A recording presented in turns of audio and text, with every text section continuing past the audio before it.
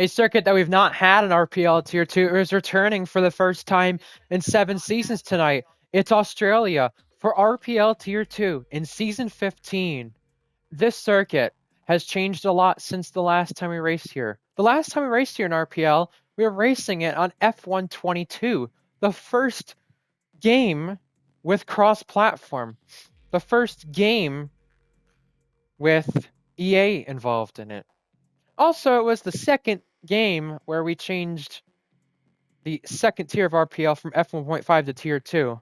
And now, it also could be the second championship tonight that George F. Williams clinches. Yes, you're hearing that right. Championship clinching night for sure, folks. Constructors and drivers that can be clinched from both McLaren on the driver's side and the constructor's side. All George has to do is simply make sure Polo God does not win the race or finish second if he does not score points tonight. If that happens, then he will be solidifying himself as a two-time RPL champion. He'll also be solidifying himself as the third different driver to win a championship for the same team multiple times in the tier. There's a lot of history that can be happening tonight, folks, but before it all happens, it is round 9 of the season, the penultimate round. And what a season it has been. George F. Williams started out by winning the first 3 races, and then since then, we've had quite the thriller in the tier. First-time winners like Penguin and Polo, then first-time podium setters like Shorts and Alex Norris. Those guys are Tier 3 drivers, still be Tier 2 full-time next season, so they're giving us some spice already this season. And cannot forget some of our other winners like Lennon, Night Owl, and even George returning to the top step. We've had lots of coverage on those guys and lots of things to talk about. But to cover it all tonight, I'm your commentator, Ryan Searles, and alongside me once again for RPL Tier 2 is Faded Knights. Faded, it's good to have you, but the Tier 1 race around here, this season and last season, is really the only thing we can represent ourselves around a little bit, at least in terms of what to talk about and what to expect for tonight. All the data that we have on this circuit in Tier 2, as we mentioned, goes back to F122. With the race we had in Season 11 and Season 12 of F1, it was, in Tier 1, we had DRS train galore. It was DRS train nonstop, and that's what this game basically is. But I feel like this circuit, with the amount of DRS zones we have compared to the last time we were here in Tier 2, it's going to be even more vital than we've ever seen it be.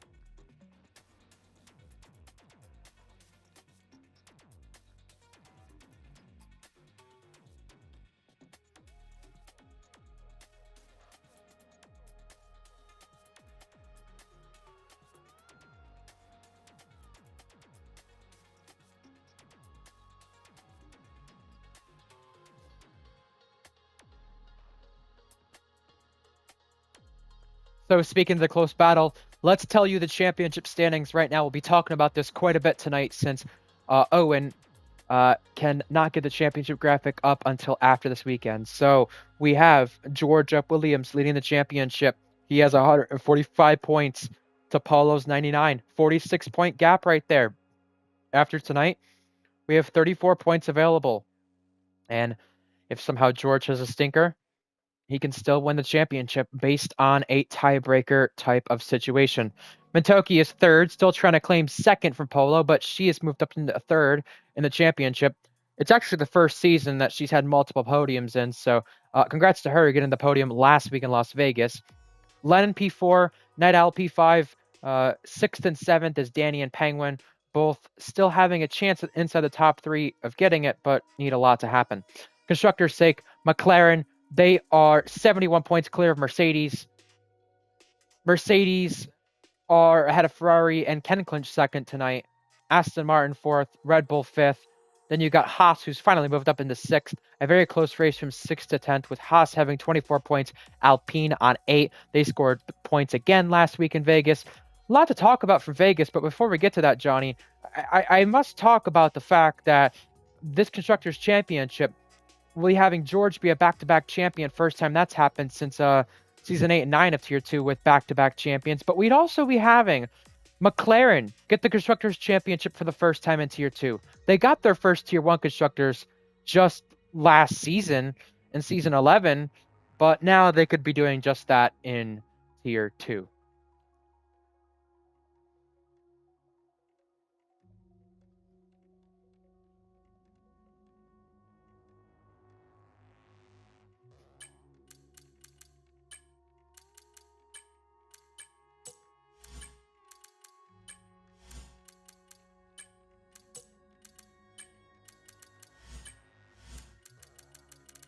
Not only that, but they've had a lot of seasons where they've not been the best team in RPL, but they've had chances to just get there and get there and get there, and they have not been able to capitalize on others' misfortunes. In fact, there was one season not too long ago where they were last in the Constructors' Championship, and that was simply because they didn't have the drivers surrounding them. That's exactly why, no matter if you have the fastest car or the slowest car in RPL, you have to have the drivers surrounding you. And speaking of drivers, let's talk about where the drivers finished last week in the Las Vegas Grand Prix. We had Georgia Williams win the race. F1 Shorts with his first podium. It was his first race in the top car in Tier 2. He's on the podium for the first time after getting pole position. Mintoki is third. You'll see Night Owl not inside that top 3. He got penalized after. So rounding out the top 10, Alex Norris in fourth in a Haas. Very impressive there. Their best finish in 3 seasons of Tier 2. They've still yet to have a podium since Season 9 Vegas, though. Danny, top 5. Maestro, 6th. Night Owl, 7th. Lennon, 8th. Zakaria, 9th, who got taken out in the opening lap, has a chance once again in the Red Bull tonight. And Blonde, P10 for Alpine. Definitely a chaotic race for sure. The late safety car changed things. But also a DRS train, a NASCAR race, it felt like. And that's no surprise at Vegas. And like you mentioned already, Faded, and I mentioned it as well, we might get something similar tonight because this circuit has 4 different DRS zones, and one of them is a double DRS from that detection point out of Sector 1.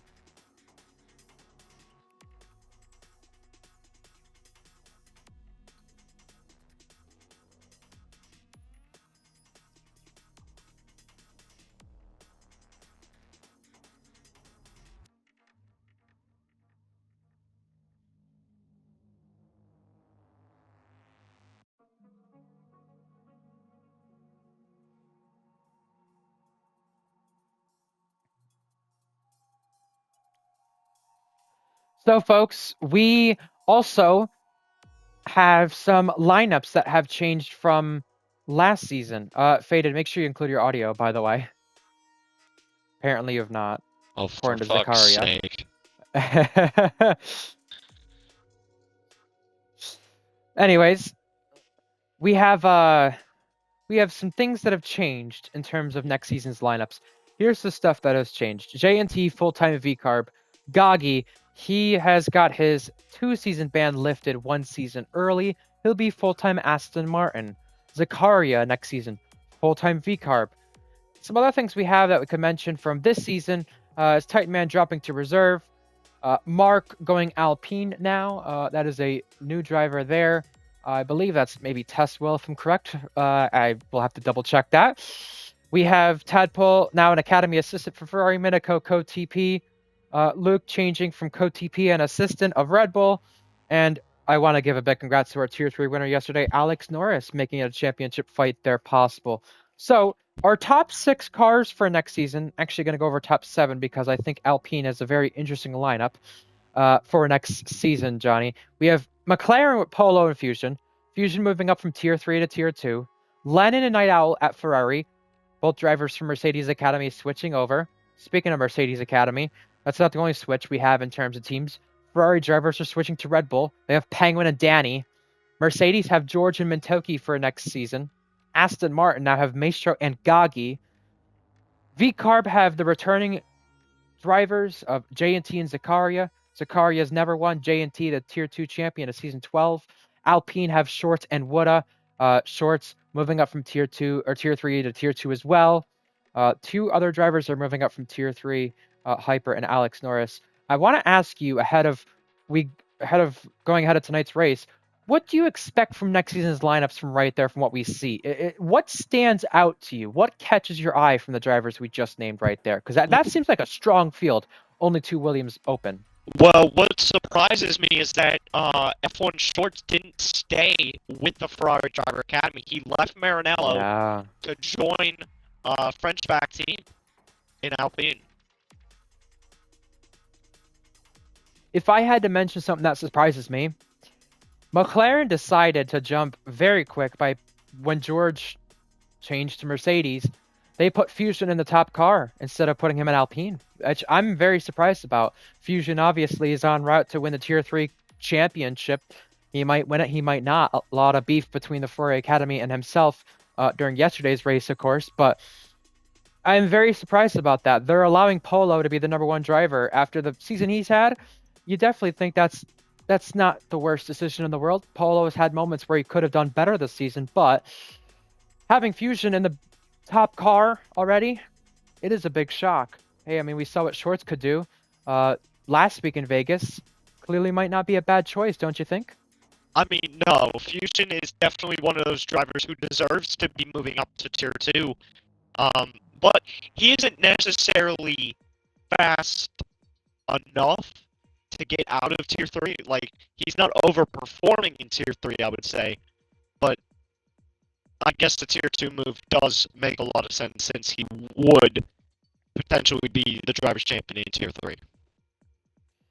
And he's had some races where he could have qualified better.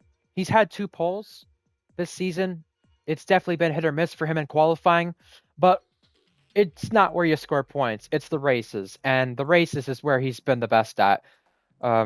Numerous wins.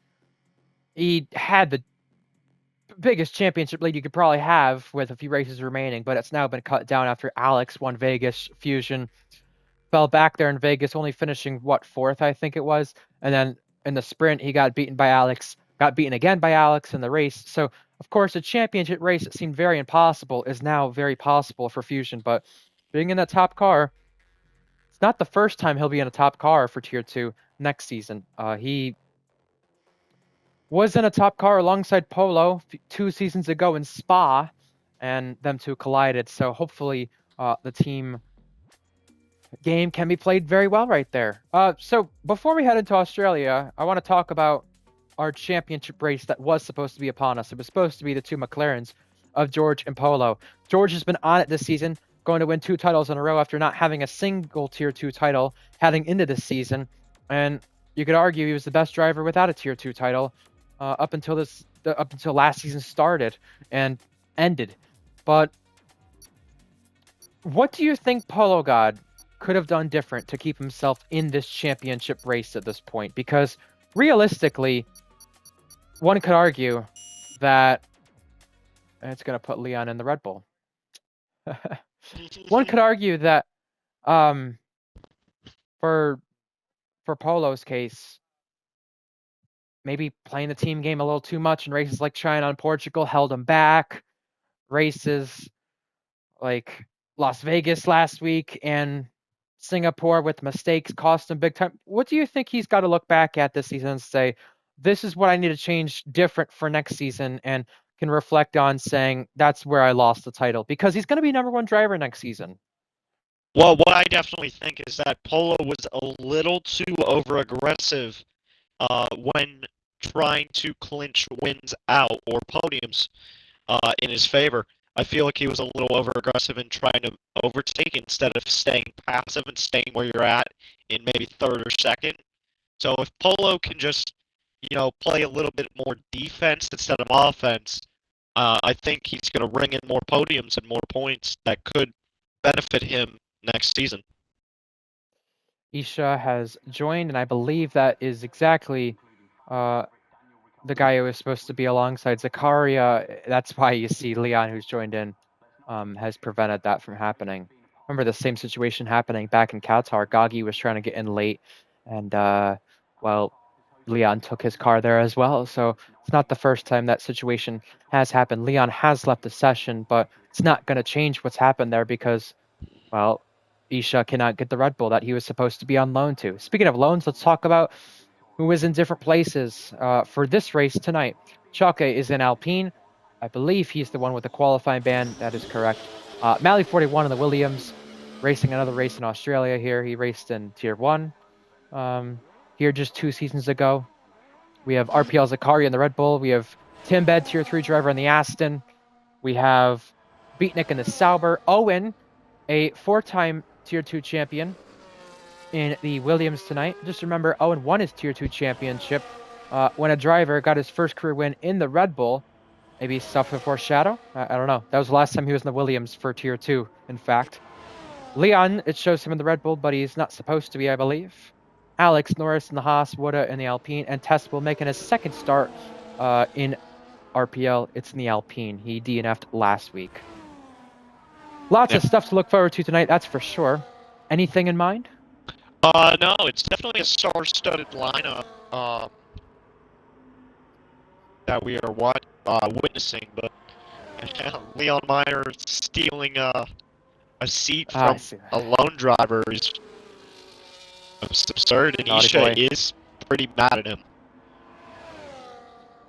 Well, before we do start qualifying laps, I want to mention something we have not talked about. We have two drivers who have home races tonight. Night Owl was one of them, our winner from Mexico, and Hyper is another. Hyper was supposed to be in the Haas, I believe. I don't see him in here any longer, but both Australian drivers at their home race tonight. Lots of expectations from both. We're going to run on board with Timbed, who got a podium in the Tier 3 race a few weeks ago at Vegas, and has been racing Tier 2 quite a bit more often. Obviously not the Tier he's full-time in, but you gotta wonder, as we watch him struggle a little bit, there is a lot he can learn for into Tier 3 next season, being a part of that McLaren full-time.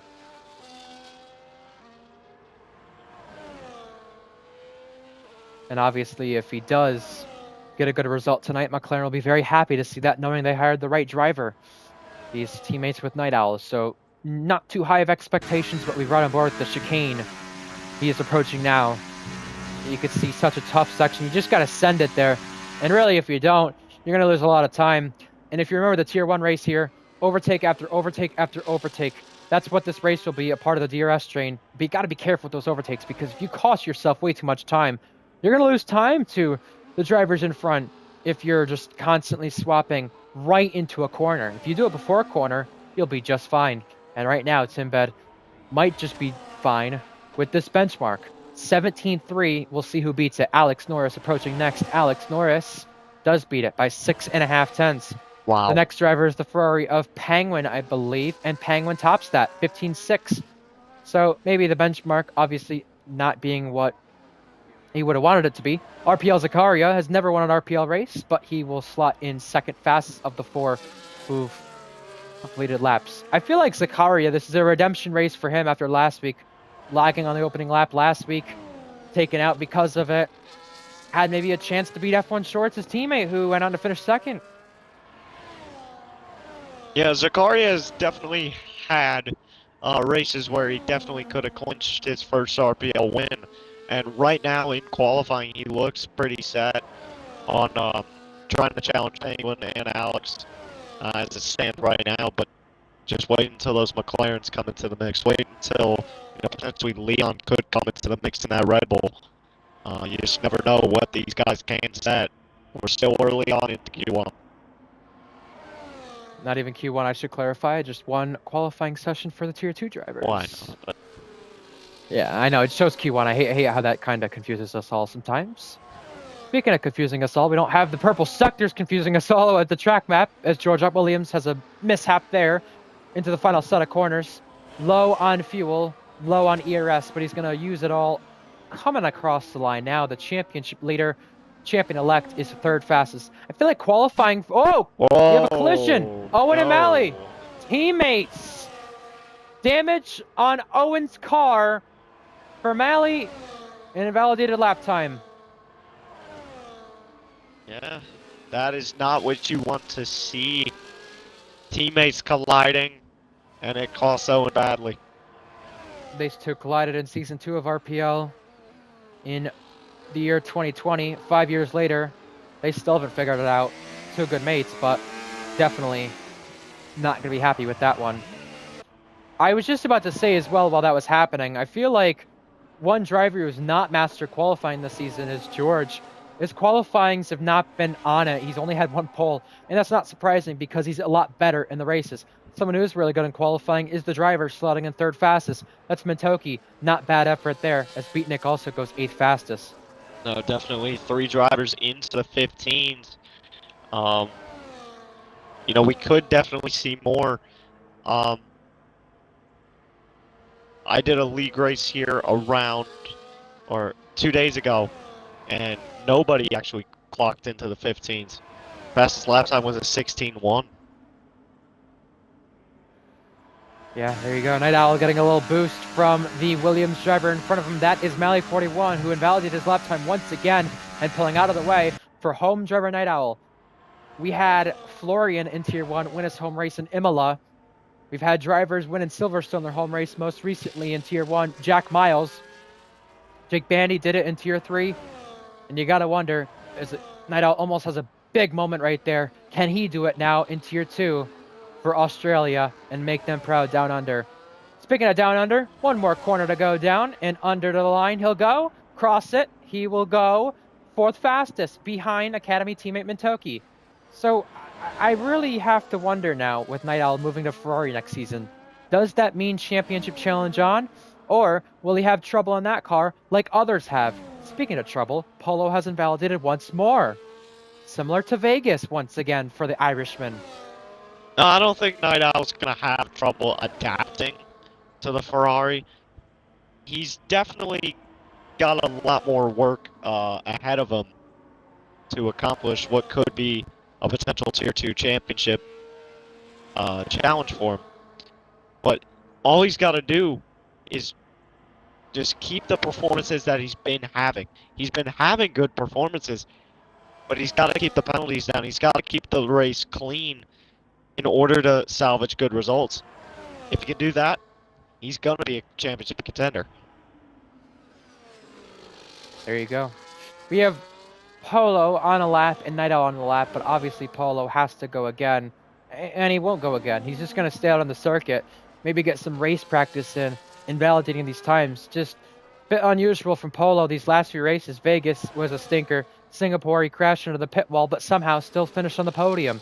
Mexico was not his day either, but at the same time, I think he knows his championship hopes are pretty much over. All you could really do is just do what you can for McLaren and score the Constructors' Championship, which, as we mentioned in the pre-race show, it is doable tonight. Something that is also doable is Zakaria achieving his first win on RPL for the first ever time, and right now he's up in the first sector. Look at that from the Dutchman. Oh, no.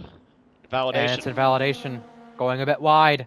Danny will join us. He'll be our next driver, but Isha has taken over the Ferrari. So Isha is playing a load of musical chairs. It looks like he had his car taken over the Red Bull. Now he takes over the Ferrari, which is not the car he was supposed to be in.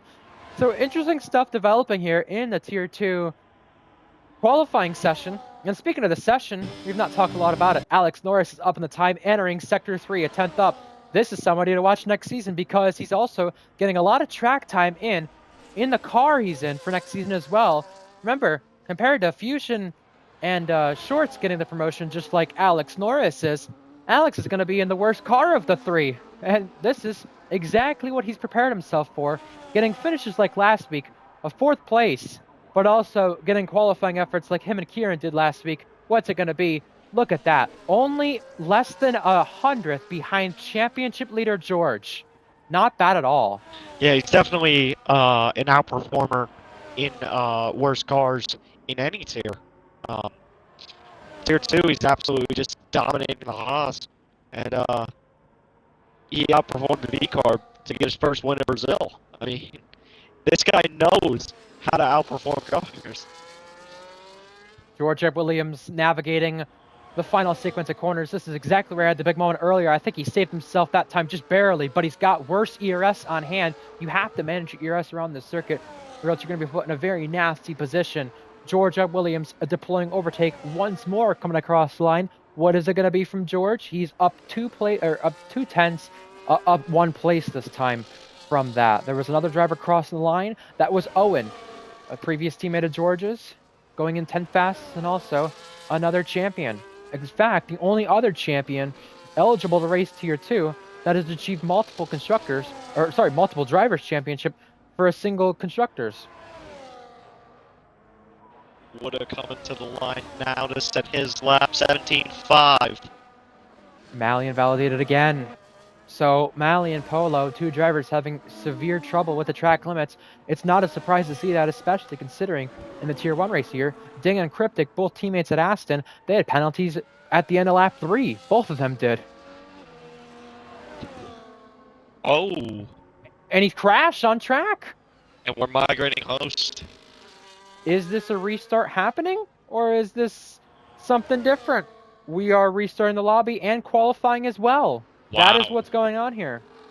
So, George F. Williams trying to figure out the situation there with Danny, Isha, and Leon there being in the wrong cars. But I must say, I love the game glitch here. You can see on our screens, Penguin is the purple time, and Tucky is the fastest time. Obviously, does not matter now. We are restarting qualifying for those you just aware. And Isha is Leon. going Leon off. Masterclass, as we hear. Yeah. Isha shouldn't be in Ferrari. Leon shouldn't be in Red Bull. That's the situation there. So that is exactly why we're getting a restart. But in the meantime, what we're going to provide you with is the Drivers' Championship, which is not posted in the Discord. I will provide that in the Twitch chat for you folks watching. You were saying?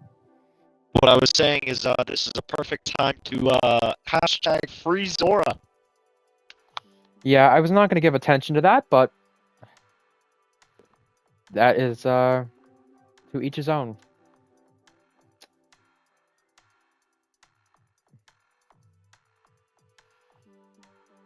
Either way, I also want to talk about somewhat returning drivers faded.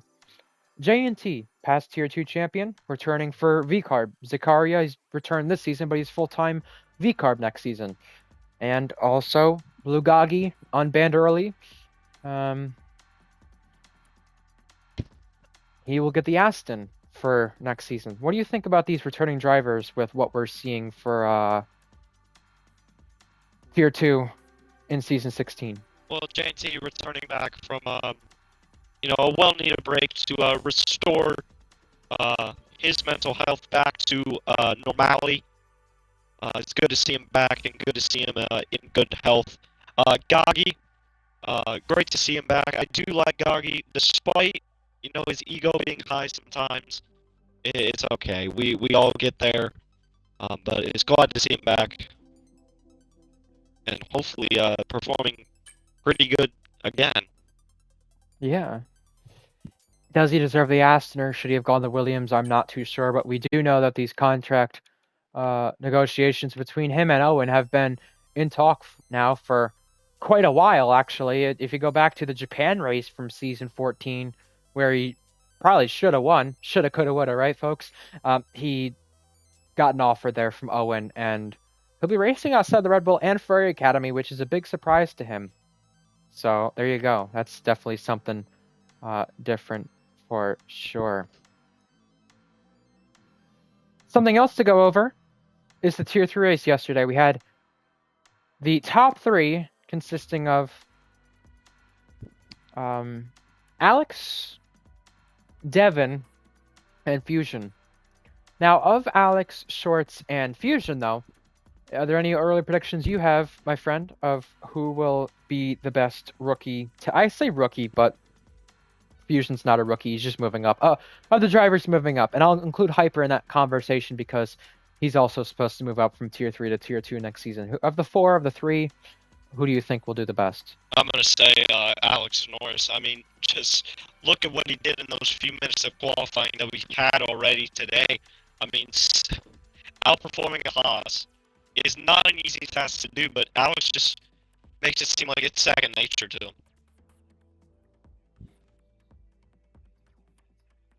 So, as we did say, qualifying will be done once again. We'll have, I believe, 17 drivers in here, maybe 18, based on circumstances. Obviously, Leon was in here, and I don't know if he was supposed to be or not, but there you go. There's that. I'm just going to help send out invites here, and of course, Faded, make sure you have all the drivers in the lobby added, if possible. I do have Isha on my friends list, so I will make sure he gets an invite then this time. Something else to talk about, though, is the Constructors' Championship, because we've not talked a lot about that either, but it does need to be mentioned, because we do have Red Bull down in 5th, which is definitely a big shock. They won their last Constructors' Championship in Season 13, but they had their worst statistical season last season, and we're looking for another terrible Red Bull season Red Bull have Penguin and Danny for next season. I know we're talking about next season quite a bit, but we are getting there quite quick, folks. Faded, is there anything Red Bull besides that lineup for next season, which they've already done? You can't change that now unless you want to. What changes can they make, and what changes will they have to make in order to get back to their old ways of winning? Obviously, they don't have the car beneath them, so you got to get different drivers. They've done that. Is there anything else they can do? I mean, what they definitely can do is play the team game to their strengths. I mean, if McLaren are doing one thing that may uh, give them an edge ahead of you, you got to do the opposite and perfect it to your advantage, so that way you can cover off those teams.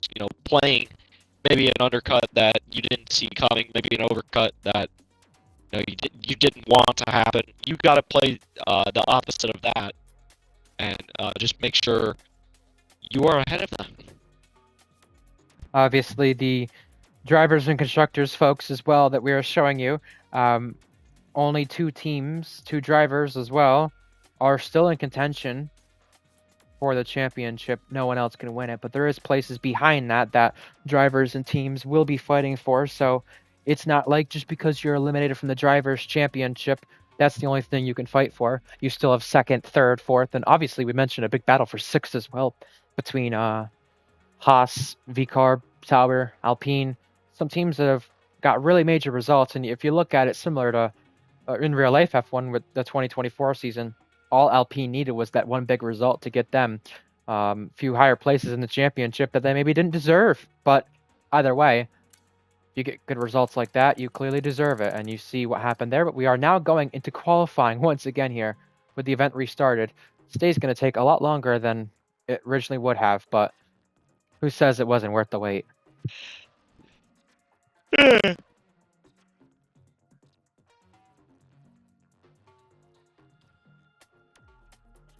So, folks, I am typing up the Constructors' Championship in the Twitch chat for you. 18 drivers racing tonight. Leon in the second VCarb.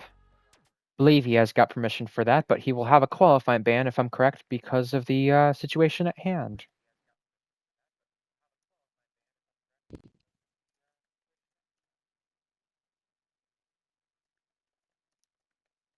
George Williams, though, Faded, I want to talk to you about him quickly. Getting ready to head back-to-back championships, and not the first time that has happened in RPL, but first time in a long while. Is there anything that stands out to you about this championship versus the last? Obviously, he's done more races this time.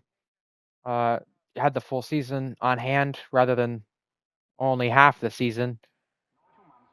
Anything that catches your eye from George this time around compared to last time? What catches my eye from George is that there was more consistency towards him leading this season than compared to last. I feel like last season was more of a downward spike to the start of it, and then just absolutely got better as he went on through the season. I feel like this season he was always at the top. He never failed to escape from the top, and that just shows the pure consistency out of George. So we do have some qualifying bans because of the changes. Last moment, Hyper has a qualifying ban. Chalke has a qualifying ban. Obviously, those drivers will have to serve that. And you know what? We also will be able to cover a lot of our qualifying laps due to already going over the stuff in the first restart. So if you didn't catch what we have in terms of lineups, all that sort of stuff, you just will have to go back and watch that when the stream is posted on the YouTube channel. Same as our Twitch, RPL Formula 1. Either way, the only change we've had since the original Go is Hyper and Haas and Leon and VCarb. So there you go. I do want to mention some droughts though. Owen's not won in Tier 2 in a while. Sakari has never won an RPL. Definitely some droughts that can be broken tonight if we look at the big picture here. Danny's never won. And just stuff right there we could keep our eye out on. But Gecko won in Tier 1 after not winning a Tier 1 race for 4 or 5 years, something like that. just this last time in Australia race here for the Tier 1 races, there's a car in the wall. That is Hyper. Ooh. Having a major incident there. He does not like driving that Haas, he said, and we can clearly see why. But I was just going to say, is there anything that comes to your mind in terms of big storylines tonight? Obviously, you mentioned Zakaria, Night Owl at his home race. Anything else that comes out to your mind, or do you agree with what's at stake there? No, I definitely agree of whatever, or of what all you've just said. I mean, yeah, there's a lot to play for those drivers, and especially being able to perform in front of their home fans. I mean, hopefully they can bring it. Absolutely. And speaking of bringing it, let's see if Alex Norris brings the noise here to Australia that he brought last week to Las Vegas.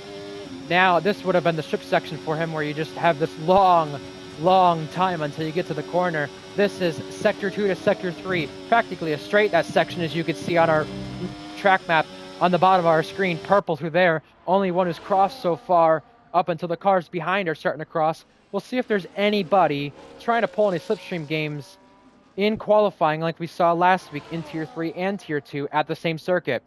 Now Alex Norris is approaching 2 more corners around this circuit in Melbourne. 2 more corners, 1 more corner. Now coming across to the line to complete his lap. It'll be the first one. It's the benchmark, Alex Norris. It will be a 16.2. More coming across. It's Zakaria next, right after. 15.6. The next driver is the Ferrari of Penguin. 15.6 flat right there. And then after that, you'll have a long wait until Testwill in a second start crosses next. Chalke trying to get it refired. Is he having some issues over there? He's getting out of the way at least, but he might have hit the wall. We'll check that front wing momentarily. He is getting out of the way. He's getting back onto the circuit now. In third gear, as we can see. We'll check that front wing in a moment. There's George going third right behind Zakaria. I don't see any end plate damage. And no end plate damage on the Alpine. Maybe just trying to get out of the way, as we said. Testwell, his lap, of course, was not a representative one. He's going to go for one once again. Night Owl fourth fastest at his home circuit. Lennon sixth as well. I think next is Mintoki in the Mercedes. She is starting a lap, and she's had the most poles this season. And I think no matter what happens tonight, let me just double check. No matter what happens tonight, that's something you're not taking away from her. Most poles this season, Mintoki. How about that for the South Korean driver? Won in Qatar last season, and that was the penultimate round. And, well, this is the penultimate round tonight. We're approaching Sector 2, where there's yellow flags behind that. Mintoki now sending it into that corner. And Choke is obviously out from serving the qualifying ban. Testwell moves up to 6th, so he's not the slowest driver on the circuit any longer. Speaking of the circuit, how about you take us a lap around here, Faded, with Mintoki?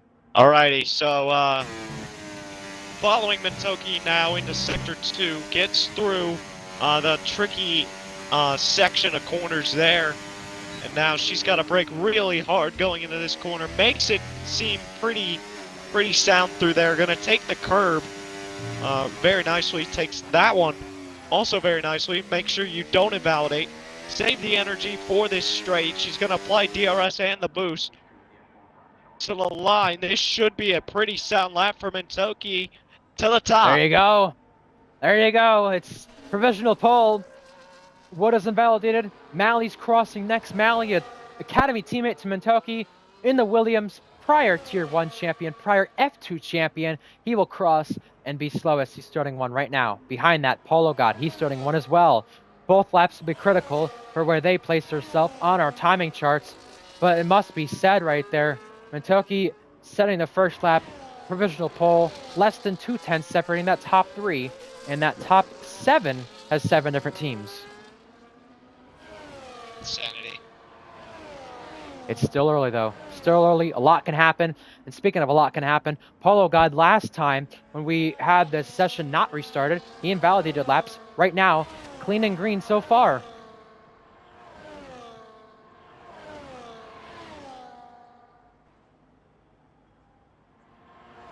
And now he'll go to the third sector. Polo will, the Irishman. He's not the only Irishman in this race tonight. That's the difference. Look at this going to the chicane, just sending it right in there. He said to me prior to today, he has no motivation for this race, but I gotta tell you right now, if he looks back at that chicane, he'll have a lot of motivation knowing he's just sending it into these corners, trying to find the time he can, and he knows if he gets the race complete tonight, he'll say he did take a big part in McLaren winning their first Tier 2 Constructors Championship. Big moment there. He went super wide, lost it at the final corner, and that lap you could just put right in the bin there. Damage limitation now will have to be for Polo God. Crossing next is Danny, who starts a lap, but that is just heartbreaking from the Irishman. Obviously 10th fastest, but that's not representative of what he was doing. Yeah, as soon as he touched the grass, it just sent that car into an upset frustration mode. Oh my goodness. That is not where Polo wants to be. His teammate based on Sector 1 and Sector 2 is exactly what matters. The final sector right there. You got to get it right. He didn't. Danny, we're watching him now, deploying all that ERS, all that push to pass, as some would say, to try and find the time. And you know what? If he can get himself inside the top 3 in this qualifying session tonight, I think that's a big win for qualifying, because this car is such a big qualifying merchant car that you need to have a lot of room for it in the race. And if you put yourself up front, you got a good chance for the race tonight. 4 podiums prior for him, but that's the grass he's touching, which is going to make a huge mistake, huge error on that lap, and it set him back. He'll finish the lap, but that's a big moment from Danny. Indeed, and I want to see where it limited him. Maybe 1 or 2 tenths might be. This lap could still be good. 5th, though. Can't say it's not that bad. Not a bad benchmark at all. Lennon starts a lap as well. There were cars going back into the pits. Zakaria made a mistake earlier on while he was on the lap. He has gone back to the pit lane. Lennon had a huge moment at turn 2, so all the drivers just being caught out in some way, shape, or form. And we're going to see who has the least amount of that happening, because the least amount of mistakes might mean you win the race later on tonight. Yeah, definitely. Ferrari has to get out of the way for Lennon here. And if it wasn't a Ferrari and if it was a Merck Academy car, it would have been maybe a slipstream coming. Yeah, fair point. George Williams. Track limit deletion there for the championship leader. Alex Norris, track limit deletion for the Tier 3 championship contender. Track limit violations all over the place. Look at this coming out of the pit lane. 2 cars right there. The RB and Red Bull having to get out of the way. Behind that, look at who's being towed along. Owen from George Williams. This is exactly what the Tier 1 drivers do week in, week out, and we're seeing the same thing replicated here tonight in Tier 2 by 2 Tier 2 champions. Yeah, this is pure class from 2 best friends, you would say. Lennon's retired. You could argue these are the 2 best drivers in Tier 2. The only one missing from this conversation would be Jack Miles, who's trying to go to win a Tier 1 championship right now. And look at this, Owen. You could say if this was a race, he's hounding the back of George, but this is just Owen trying to follow George, and he's doing a really good job of this. This would be the difference between getting that Williams, I don't know, just outside the top 10 to inside the top 10. George towed him all the way around this circuit to Sector 3, and that's exactly where you want to get out of the way. He got out of the way, perfect timing, but almost a big moment from Owen. He keeps it going. What will it be from the Irishman? Oh, this might be huge. This could be a very big lap for the 4-time Tier 2 champion returning tonight. Owen across the line, 11th, but he's 1.2 seconds off the top. If that mistake does not happen there on that curb, maybe a 10th and spare, and he would have been ahead of Mercedes. Yeah. RPL Zakaria on a lap. He's invalidated. That happened at turn 1. Penguin is on a lap. He's improving slightly. Mintoki invalidated. We're going to Penguin now. Take us away. Alrighty. So, Torn Penguin, 10th up. As it stands at the moment, he's gonna come to Sector 2 line at the moment. Kick Sauber might have to get out of his way if he's not on a lap. 10th up now is Penguin. Could challenge Mintoki for pole. At this rate, he would go pole. Provisionally, of course. But is that Sauber on a lap? Yeah, it is, I believe. Oh, big slide. That's going to cost him. We'll find out how much to the pit lane he'll go. But he was up a 10th and a half, which could have sealed the deal. Kentucky on a lap now. For Mercedes, trying to go for a 5th pole this season. 800s up from the South Korean, but invalidates there. Entering the next sector. Oh, man. Wow. Polo invalidates as well. Track limits being very critical to these drivers, and it's biting every single one of them. It's not what you want to see, but you still got time. Think about it. Come back out for that final run. Someone we did not mention at all in terms of drivers on loan, reserving, or making appearances tonight. Beatnik, a former Tier 2 winner in this event tonight. He's racing for Sauber, and he's 28 thousandths down on the time right now. But it must be said, him putting that car ahead of both Owen and Malley is not a bad effort at all, especially from a driver who's fallen off so hard that he's Tier 3 now and was its previous Tier 1 driver, and at one point, top of Tier 2, you could say.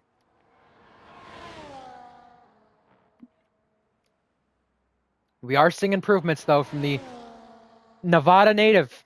A 10th up right there from Beatnik. This could be a lap ahead of Lennon, who DNF from barely tapping the wall, apparently. Not what you want to see, but Beatnik outperforming this Sauber pretty much. Malley out. Here comes Beatnik. To the line he goes. 8th. Not bad at all. That's a really good lap. Right behind Alex Norris. Less than a 10th off of him. In a car that is quite different than the Haas. Quite slower than the Haas. Very good effort there from Beatnik. We've not seen that pace in a while. Good to see some flashes come back from the American. 4 minutes remaining in Australian Grand Prix qualifying for Season 15 Tier 2. Our first race around this circuit in 7 seasons.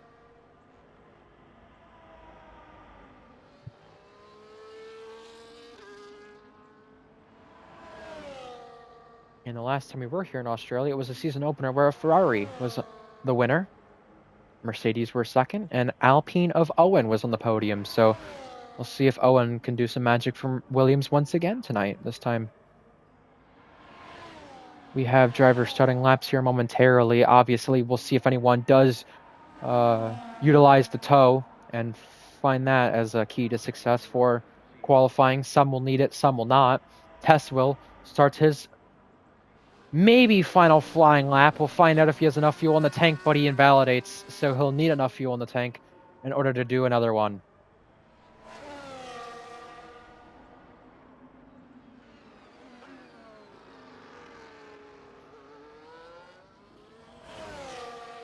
Owen starts a lap for Williams. Look at him just using all that ERS out of the final corner, already below 70 as he's crossing the start-finish line. We're right on board with the Irishman. Yeah, not at all ideal. Look at this. ERS being used into the second braking zone. It wouldn't be too bad if there was a lot more corners around this circuit that helps you save ERS, but you won't see a lot of that battery saved. He will have to hope for a tow if he does go for another one, because I don't see any way that he does improve based on the George up Williams tow. But look at that, a 10th up. That's very interesting that there is some improvement there being made after George towed him all the way around the racetrack the last time he was going through. See how he does in Sector 2. He should fare pretty nicely. No, he's down a 10th. 10th down. That's what that will do. He's got to find time in the third sector this time, because that was the difference between no tow and the tow right there in the second sector. The third sector didn't have any tow for him, but he clipped the grass right there entering the corner. Obviously, only just. Surprised I didn't spin him out automatically, but it was right here where he made the mistake. Very clean that time, so he has room for improvement. We'll find out if that happens or not. One more corner to go. Here he goes, using the ERS to the line. Owen crossing, little improvement. 3 milliseconds. Wow. Well, the driver who was improving before her invalidation was Mintoki. What's it going to be from the South Korean one last time around her qualifying laps? Is it enough for pole? Crossing the line now. It's going to be improving from pole. 15-4. Mintoki, provisional pole for what could be the 5th time this season. Incredible lap. Very incredible from the South Korean. Testwell is on a lap, a 10th up from the Alpine. This will be the final lap we cover. Look at the traffic here behind him. Look at the traffic in front of him. Everyone queuing up to start their final lap. Speaking of final laps, folks, give us your prediction in the Twitch chat. 9 of you watching. Who will be the top 3 as we end qualifying here in Australia? And it was this circuit, in fact, where Zakaria got his last podium in Tier 2 total of 10 seasons ago. He's 3rd right now, exactly where he finished in that race. Tess will mistake out of the final corner, but still might find time. If it is enough time, it's a place, and he will not find that place. Everyone starts their final flying laps. We'll have to see who places where. Alex Norris improving. Everyone towing along where you see Danny going through. Look at this. 2 Astons, a McLaren, and a Ferrari. But you know who needs a lap desperately regardless of the status? Polo God, down in 14th, and George is matching his first sector. Wow. Zakaria is up in the 2nd sector and could be on for a first pole. 2/10 up. Carry that momentum. He's got to carry that momentum the whole way. Zakaria does. The Dutchman has never been on pole in RPL. He's also never won in the 5 years he's raced here. This corner has been an absolute nightmare for everybody. Zakaria does it very well. Alex Norris crossing first. Checkered flag. Alex Norris finds time. He's 5th.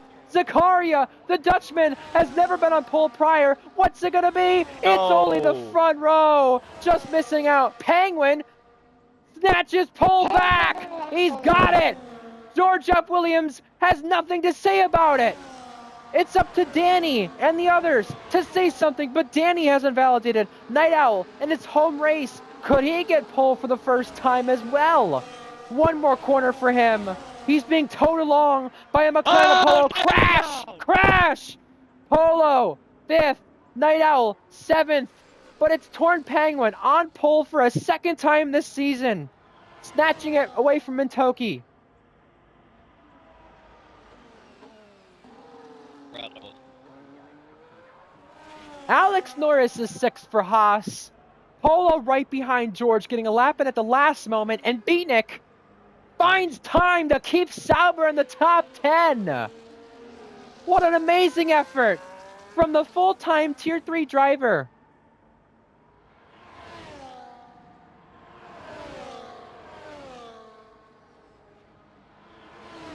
That is qualifying in the books. Our return to Australia has Ferrari on pole once again. Torn Penguin, his 2nd of the season, his 2nd in RPL. Austria, just start the circuit with Aussies and he's on pole.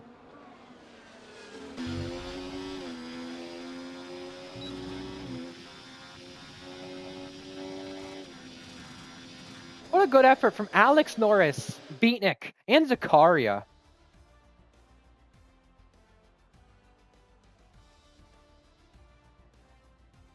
Well, here's your full qualifying order. Penguin on pole, ahead of Mintoki, Zakaria, and George. 4 different teams inside the top 4. And Polo getting a lap in at the last moment for 5th place there, making McLaren in the top 5 on the day they can win the championship for the first time in Tier 2. Then you got some surprises. Alex Norris, 6th. Night Owl, home race 7th. Danny, 8th. Beatnik, 9th. Testwell, 2nd start, top 10. Lennon outside the top 10. Timbet outside the top 10. Owen and Malley not too far apart. Remember, in the first go at things, they had the 5-place grid penalty. I don't think they have the same thing this time because we did restart the session, as you do know. Dude. So before we do get going, I want to ask folks in the chat, how is the stream quality? I would like to know, seeing as this is the first race I've commentated on the new gen Xbox. To me, on my laptop, it seems pretty good. All right. Love to see the improvement there. So we did have some predictions. We had Netsky saying P1 Penguin. That was correct. P2 George. Oh, this is for the race. All right, never mind. Well, SV had Mintoki, Penguin, and Polo top 3. Well, he had 2 of the top 3, right? But not in order, of course. So lap 1, turn 1. We saw trouble here in the Tier 1 race recently. Minako, George, Andrea, Josh H. A lot of drivers were collected in differing turn 1 incidents in the most recent Tier 1 race we did here before the end of 2024. We also had trouble here in the Season 8 race that we did here last time, and also the Season 7 race. Do we have the same thing happen lap 1 as well, or do we keep it clean? What are you expecting for lap 1 here in our return to Australia for Tier 2? What I'm expecting is those leaders are going to go side by side into turn 1, and we could see, rubbing and a little bit of a wing touching that could result in damage.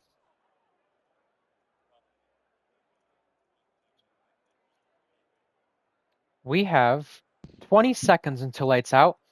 Any other predictions for the race tonight?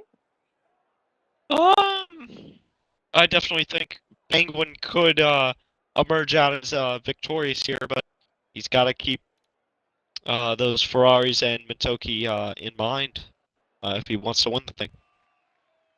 Speaking of win the thing, it all starts now. Penultimate round of the season. 5 red lights on ahead of the drivers, and it is lights out, and away we go. Obviously, DRS enabled is a glitch, but speaking of glitches, a lot of drivers not getting off to the start they wanted behind. Terrible camera angle for turn 1. Danny goes spinning. Night Owl goes spinning. So the home driver in trouble already. VSC deployed because of it. But Danny and Night Owl had huge moments there, entering and exiting turn 1. Night Owl's without a wing. Danny has trouble, and they're all stacking it up here at the back of the field, trying to figure out places, and there are some drivers getting damage from it. Yeah, it's just not what you want to see out of turn 1, but Night Owl, no front wing. Danny seems okay.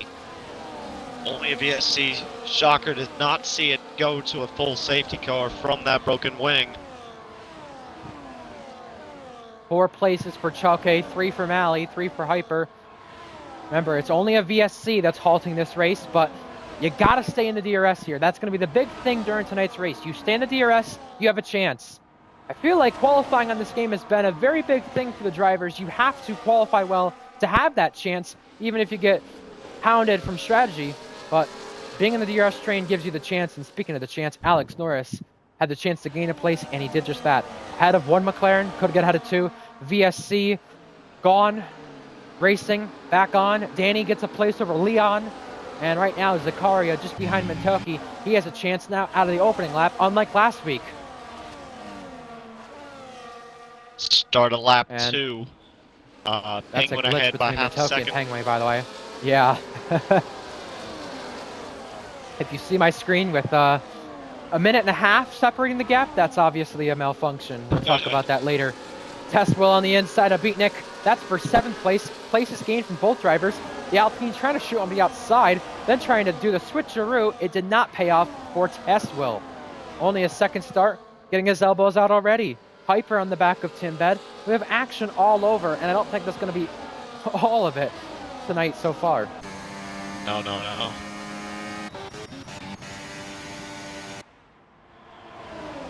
7th place, being traded 3 wide into the chicane. Lennon going through, Test Will going through. Beatnik went from 7th to 9th there in that little exchange. And you could already see drivers improving on their sector times because of the VSC difference from the last lap we had it. But now Mally and Chalke going wheel to wheel. We have wheel to wheel between Tim Bed and Hyper. There's banging wheels there. Tim Bed's off the road. That was very naughty. Lots of contact, ending in disaster. Not what Tim Bed wanted to see, and that might cease his steward's room if he was forced off. No doubt about it. No doubt about it. That was very, very naughty from both drivers. Elbows out, though, nonetheless. Lap 2 complete. Matoki sets the fastest lap in that Mercedes. Speaking of the Mercedes, the second driver of Lennon trying to get through on Testwell. That's for 7th. And it needs to happen quick enough, because if it does happen now, Lennon has a chance to get DRS. But if it doesn't happen, he's pretty much in no man's land in terms of fighting for the win. And we saw this happen last week. Lennon does not have a good qualifying. He does not have a good race. And the only race that I could say that happened otherwise was Mexico. Right, yeah. Lennon, if he worked, or no, sorry. If he fails in qualifying, he can't make it up in the race, so he's got to find race pace right now. Here we go. Mintoki, Zakaria, both past Penguin, and they raced it out into Sector 2 in that chicane. Now Sector 3, Mintoki has the lead. Zakaria wants it now. It's just like last week in Vegas, where they race it out in the DRS trains as if it's a NASCAR race, while George Williams takes over third place. Further behind, we have positions trading. Lennon is 8th, Malley's 9th, and Chalke is holding on to 10th place right now. Not a bad effort once again from the Alpine drivers. No, not at all. But do you want to lead this race or do you not? Because Mentoki is leading it, second different leader. I feel like if you are leading this race, you could be caught out like Penguin did and fall back to where he is now at 4th. So, you could play mind games. You could, trade the lead after every lap and then just tuck in behind and then keep challenging and flip-flopping back and forth. We did have a place swap further back. That was Lennon overtaking Tesswell for 7th. So Lennon has got the move done, but 2 seconds adrift from DRS right there. And, well, actually the place, but a second adrift from DRS.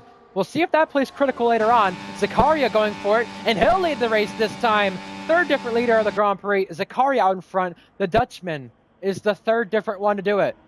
But he has a little moment out of the chicane. You got to be careful in that chicane. It is going to be do or die when it comes to that section later on. George Williams getting his elbows out in the teammate for next season. Almost touching the wheels there. Slight contact. They seem okay. Place contested.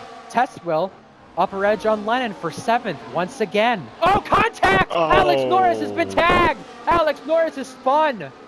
Alex Norris had a chance inside that top 5. That chance is gone. Not what he wanted to say. Lennon now takes 6. Yeah, and that's what that does. That brings up Lennon and this entire train up one more place because of the Alex Norris moment. And Beatnik is our first driver in this race to take a penalty. In bed now ahead of Beatnik as they battle. German versus American, yeah. For the lead, Zakaria has it. 4/10 the gap between 1 and 2. Lap 5 of this race. And Mentoki can just sit behind with the ERS she has. Putting the thing in none. Cruising comfortably, but not too comfortably when you have George Williams behind you. Alex Norris, Danny. Oh, Danny smacked the wall right there. Place traded, but not without contact with the wall. Speaking of places, Chalke around the outside of Malley. Little squeeze play going on right here. Still squeezing into the next corner. Chalke trying to go the long way around. More wheel banging between the pair of them. They still are touching. Into the next set of corner, on the inside is Chalke and Malley 41 using the experience he has as past champion, prevailing. For now, though. Yeah, but they ain't done. Here we go to turn 1. Chalke had that qualifying ban. Malley didn't.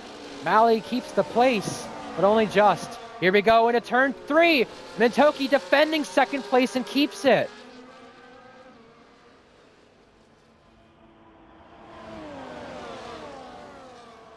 It's a 5-car race for the win, but if things change in this race like the VSC we had on lap 1, there could be more in that equation. We'll have to find out. Mentoki's going to try and hunt.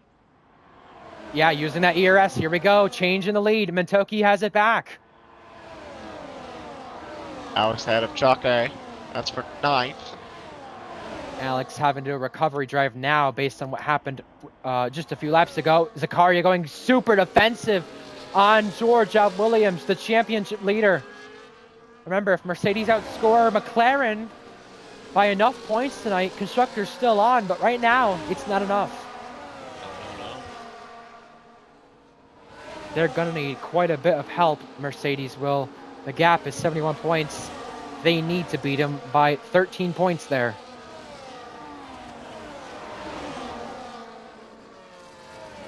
Right now, without fastest lap, Mercedes is 33.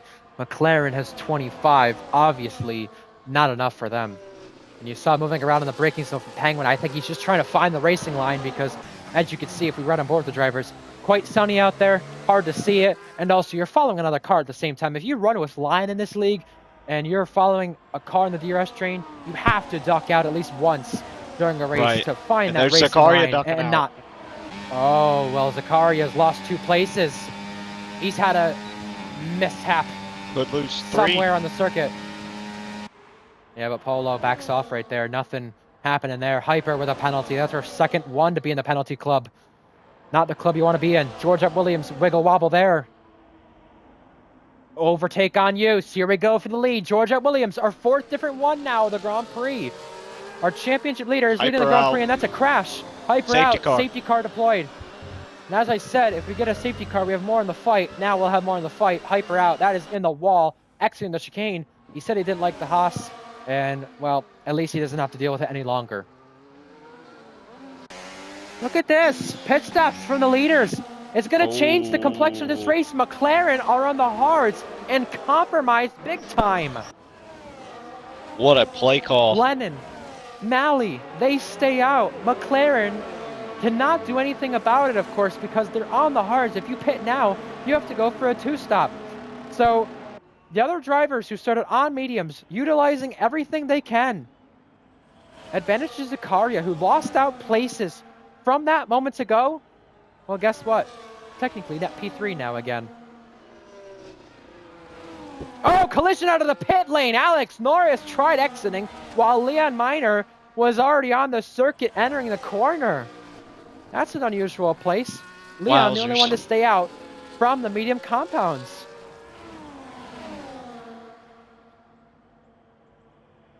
McLaren are in a very peculiar place here. Leading the race, both cars on the compromise strategy, and we got a crash. What is out? Oh. Woda has lagged out, and it has caused his car to retire on the circuit. Not good for him, but obviously, you know who it's good for? Night Owl. He had the incident on lap 1. Home race for him. He's one of the only 2 drivers who have a home race around this circuit, the only one remaining.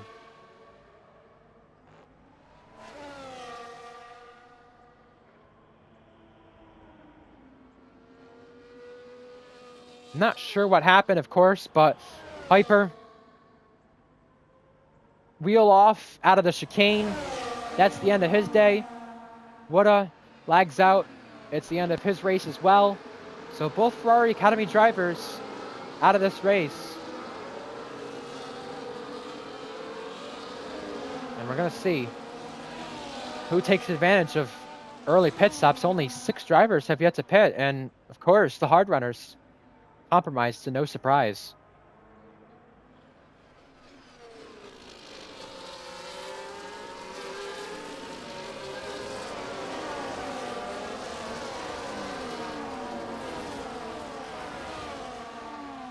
Trying to figure out what happened here from the Ferrari drivers. Obviously, no rear downforce Hyper felt like, so that's what happened to him.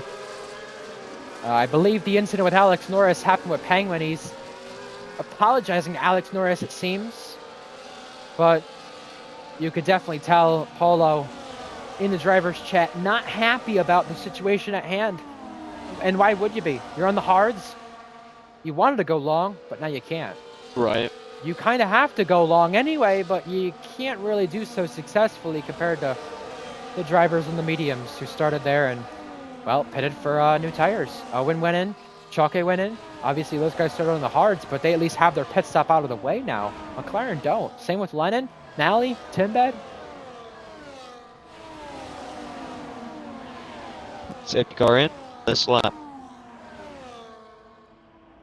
So just a reminder, folks, our upcoming races this weekend. We hope to have a stream for all of them. We didn't yesterday for tier 3. We have F1 in Spa tomorrow, F2 in Brazil on Sunday. Our next tier 3 race is the finale in Abu Dhabi, and our final race for tier 2 will be a sprint around Brazil. So keep an eye out for that. But in the meantime, Georgia Williams has control of this restart. When does he go? When do you want to go? My best bet would be as soon as you approach that straight. Goes now. Luckily enough, he's got a teammate in between him and the next car. That is Polo and Lennon, the 2 cars behind. Green flags are back out, and it's time to bring the action once more. Polo defending from Lennon now, trying to keep second place, using all of that battery at hand, but Obviously, Lennon saving it for what could be the next straight. What could be the next straight after that? Maybe a track limit warning he encountered there at turn 1, cutting over the curb a little too much. Zakaria and Penguin are behind Mintoki, net P2 and net P3. They have to get a move on now soon here, and Mintoki slides into the corner. Danny is battling Alex Norris. Danny around the outside trying to get the upper edge, and he does. Alex Norris concedes the place on his Academy teammate, Beatnik, and we have a crash. Leon Miner. No. He's fallen places. Beatnik had a wing chopped in the air there from whatever happened there. Incident happening with these drivers. Beatnik. Damage to the kick subber. And Mintoki has got through on Timbed. But now Timbed defends on Penguin. These are the games that are being played to help Mercedes Academy the best they can. Zakaria prevailing through, and he'll try to get once more. Oh, a big send from Zakaria. Oh, He's no. around. Desperation kicking in there, getting stuck behind a driver that is not pitted yet. Timbed in the way there, but obviously has to be for the sake of his Academy teammate. He's struggling too. Look at that. Sliding the rears. Penguin now getting through only. Still not getting through, actually. He looked like he was gonna. Couldn't do it. Tucking behind Timbed there. Hopefully he can get him here on this straightaway. He's going to think about it. He's going to try it.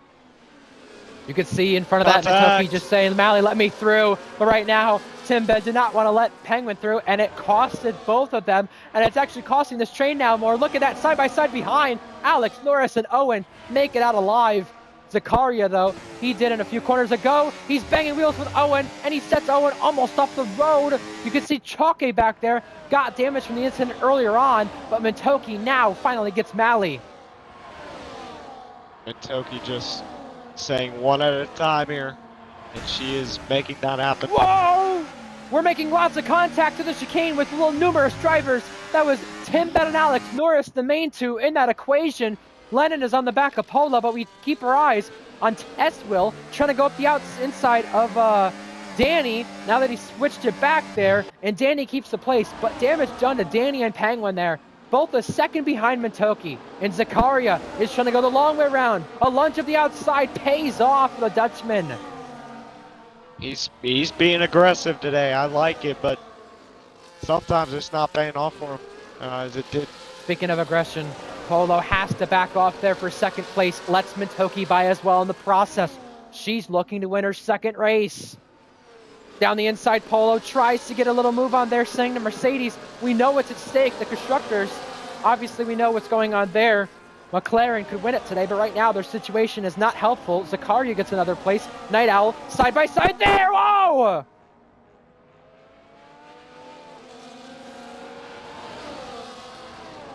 Never ends well when you go side by side in that section. Just ask TB. He almost collided with Leo Lund in the Tier 1 race here. And that was a penalty handed out moments ago to Chalke. Lennon backs off there for the place. Mally and Penguin almost collide there at the chicane. Mally trying to hold Penguin back for the sake of Academy teammate Mintoki. Polo trying to put up a fight, but it's just not going to work out. Zakaria and Danny now side by side, getting their elbows out. Nice little scrap for P7 right here. Both have pitted, and both are trying to catch up to the train. They have successfully done so, but Zakaria said earlier ago, might see him in the storage room. So, will it matter, him getting to this train? We'll find out later. Chalke around in the back. Beatnik heads to the pits. He'll peel off with the damage he has. Penguin caught out behind Mally still. Mally putting up a masterclass in terms of defense, but look at this. Penguin switching from left to right. Slides, but Penguin pulled the dummy and made it work. Now his next target is Polagod. Great move there from Penguin. Mally's still not done. Look at this. As we enter Sector 2, he's hounding the back of the Ferrari, and he does not have DRS, Penguin does. And just remember, DRS right there for Mally means double DRS into the next set of corners. Zakaria putting his car in this space. Can he put this car in the middle, though? No! He's going to have to find a way around. He does. 2 and 1, maybe? Remember, double DRS. Both have it. A lot of contact. Mally and Zakaria bouncing off one another. They still can't figure it out. Malley has to back off. He does. And that is a crash further back from Chalkgate once again, but Danny gets the place over Malley. Tesswell gets Penguin. It's all kicking off here. And remember, Tesswell has damage, so that dive he tried going on the outside of Penguin affected him in the next set of corners, where Night Owl now goes through. Yeah, absolute chaos going into there. And, a dive bomb! Whoa! Penguin shoves off Malley, and Malley slides in the process. Malley obviously having to defend. He was defending egregiously, but you saw a move like that coming, and it was coming from a mile away. Tesswell defends. Alex attacks. It's all happening here on lap 14. It's still not done. Side by side there. Malley hits the wall. Malley now pinching Alex Norris. Malley having to back off there, but Malley may have damage. With the way he's racing, he might have damage on that Williams car. Indeed, but he's not done. Scrap is happening. Zakaria hits the wall. Polo hits Lennon, and Lennon goes hard in the wall. Lots of contact. Ends Lennon's day for a good shot at points.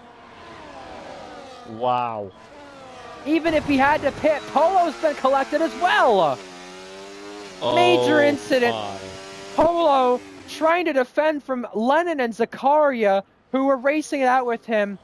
Their day goes from bad to worse. Lennon and Polo both.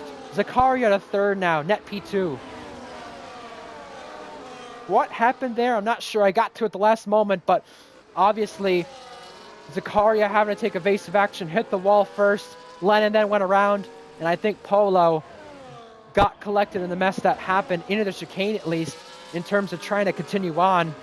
But the fighting continues. Alex Norris on the move to the inside, pulls it off. Late lunge, works out for the Haas driver. He has pitted. George hasn't. Polo, Lennon, and Leon are into the pits, and obviously frustration will boil over there. Definitely, that's not where they wanted to be in this race, especially when they were contending for, some good points today as Mintoki takes over the lead. Obviously won this race 9 last season. Now it's the penultimate round once again that she could win. Look at that contact in the chicane. Alex Norris, Tesswell, lots of touching there in that skirmish for what is P6. Still moving around there. Timbed getting the place now and almost tagging his teammate, but Tesswell hits the back of at the Aston of Timbed and does have damage now. Again. Oh, yeah. Now it's both end plates, and George is in. Not what you want to see out of Tesswell. He will carry on. Leon gets passed by Lennon right there. Lennon won this race in Tier 3. He would love to have won it this time, excuse me, but obviously not going to work out.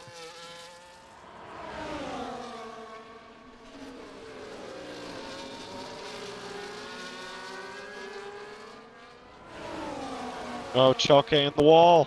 It's VSC. And that's a VSC. Again, the Alpine driver in trouble. The McLarens would have loved this VSC about 2 laps ago, but not going to pay off for them.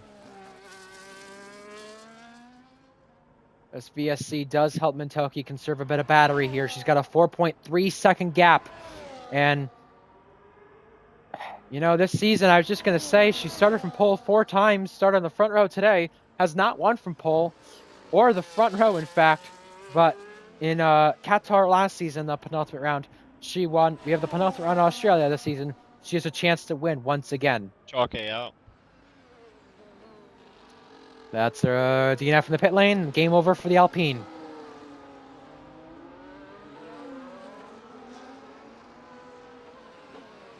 When she won in Qatar last season, she started 3rd. And, with all the chaos that's happened so far, Zakaria, Penguin, playing it out, obviously Mintoki got a really nice gift there from the Academy teammate of Malley and even Lennon. And yeah, there you go. DRS enabled as well. The only drive-through from that whole VSC ending. Timbed off of the pit lane, by the way. Malley on the back of Tesswell. As you spoke about him getting the drive-through, Tesswell, obviously with a defensive maneuver, trying to keep 7th place, but just touching wheels at Malley there and keeping the place because of it. Just going to say with Polo and Lennon, I really wonder if they were going to pit that lap when they collided, but obviously with both of them, they collided before we could find out if they were going to pit. Danny overtaking Zakaria to take second place in this race now. Danny has a really huge shot to get his first win tonight. If it's not a first win for him, it could be Zakaria if they both catch Mentoki. But that's a long ways away now, with it being a 3.3 gap. It was 4 seconds. So, game on maybe. Penalty to some drivers. Zakaria was one of them. Tesla was the other. So game over for Zakaria, fighting for the win now. Yeah, now it's Mentoki versus Danny. 3.2 the gap with now 12 laps to go. Danny has the advantage by being a DRS train. It's not really a train, but it is another car. He has right behind him. If he works with Zakaria, there's a chance there. And Tesla enters the pit lane and is out. Alex Norris is overtaken on the main straight by Night Owl, who's doing a nice job on the recovery drive. But McLaren, it is not their day, it must be said, regardless of the strategy. No. I mean, they still have a chance for the Constructors' Championship. Obviously, if you can, I would love to have you keep the math in your hand. But George only scoring what could be 3 points. Mercedes have 25 with Mentoki right now. And Lennon gets ahead of Beatnik. Obviously, Lennon is going to have to try and do a recovery drive as well, similar to Polo. Zakaria passes Danny, but you got to wonder, at what cost? Just to maybe help Danny, 2.8 the gap.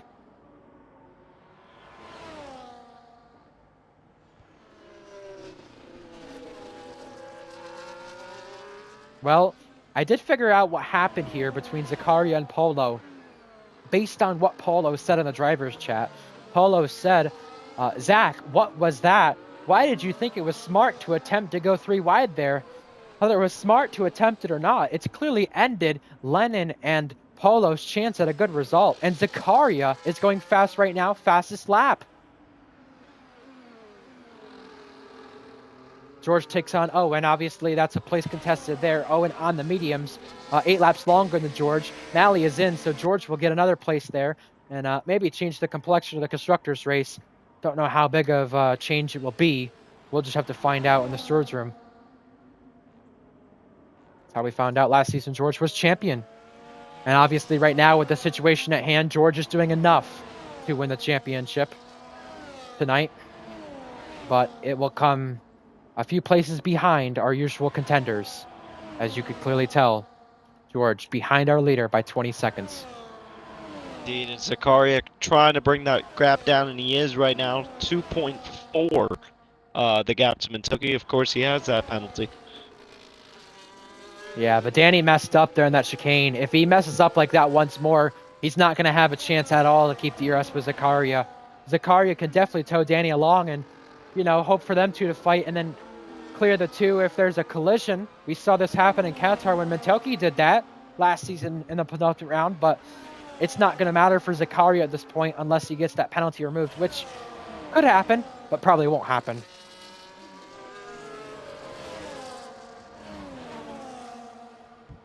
Alex Norris taking advantage amongst all the chaos. 6th place there for Haas.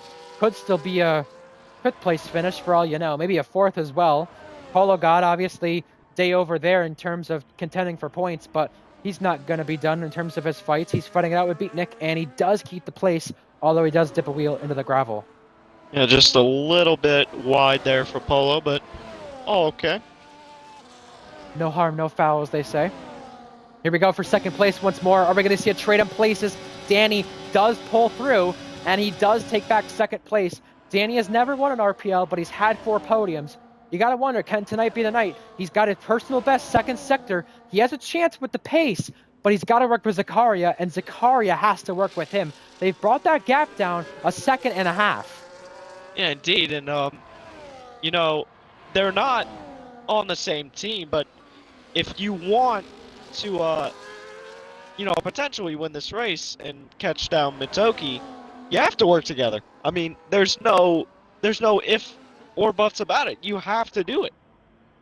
That's the way this game rolls. You have to be in a DRS train to have lots of pace and get a good result, but you also have to do that if you're trying to beat a car that is by theirself in the distance. Gecko was by himself in the distance in the Tier 1 race here, and no one could beat him. No one could catch him. Gecko was just that much faster. Clearly, Mentoki is not that much faster than Danny, but she's pulling away in the third sector, not the first and second sector, and Timbed does get ahead of Owen right there. Not bad effort there from Timbed, who's also trying to get points here, reserving in this race. Another Tier 3 driver, just like Alex Norris in the event tonight. And Beatnik. They are bringing that gap as well, down. Something that could be a good point to raise too. Danny racing with Zakaria here, although it does not mean anything for Zakaria. He's learning something from that Red Bull. That's where he's going next season. If you learn something now, you can definitely apply it before it's too late. Indeed. Carry it over. Home driver Night Owl is getting overtaken by Alex Norris, and he'll be going to the Ferrari Academy next season, so obviously these two have to keep it clean for the sake of that, and Invade will be proud to see those two drivers are keeping it clean. Alex Norris, driver this season, Night Owl, driver next season. Place contested, Night Owl has to give that one up, and he does. But Mentoki has to be proud of herself. Front row tonight, not on pole. Maybe could be prouder of herself if she won from pole for the first time, but it just seems like this driver has a chance to win when she's not on pole. Indeed. And the strategy did play in her favor. She's had races like Mexico, Singapore in the past. I don't think it was this season, but maybe last season. And other races where the strategy is not in her favor. Safety car at the wrong time, starting on the wrong tires, not knowing the strategy well enough. She's found a way through it this time and obviously caught George off guard, and it's paid off big time if she can hold on. And it looks like she is holding on pretty nicely. 2.1 the gap, and it's pretty much remained stagnant at 2.1. Night Owl breezing by Alex Norris to take over fifth place. Cracking battle this is. Obviously both pitted at the same time. Alex Norris would love another place, of course, because Penguin was the one who spun him. At least from the way it sounded earlier on. But once again, don't think you're going to send your academy teammate to the storage room.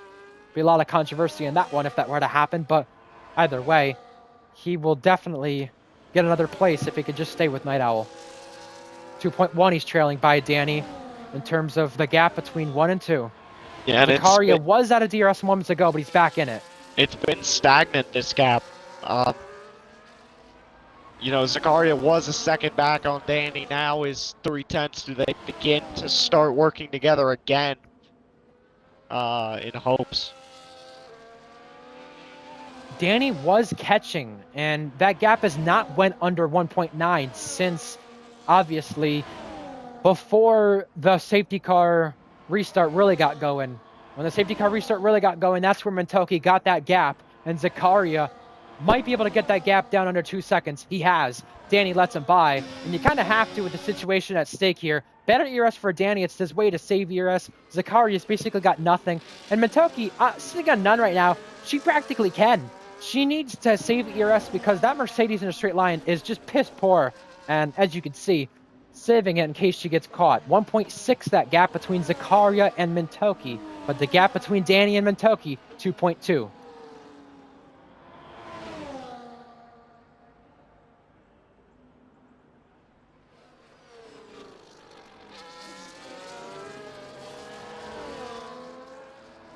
We have a place being traded. That's 2 teammates. Owen, of course, pitted way earlier than the whole rest of the pack. He gets overtaken by Mally 41 right there. Some past champions right there, trading some places. Good to see Owen back in the field, although it might only be 1 point for the Williams team based on the circumstances for him. Mally could get more with his situation as well. George running 7th. Could still get Alex and Night Owl. Not out of the question for sure. Danny's boosting and trying to go by, deploying all that battery, dumping it all just in time to take second place back. 1.7 the gap. Obviously, if you're Mentoki, you're definitely shaking in this moment, but you know if Danny does catch, that's what could happen. And there you go. The penalty has been handed out to the Ferrari driver who gone off track and costed himself once more. Game over. Yeah, now the battle's between Mentoki and her inner self.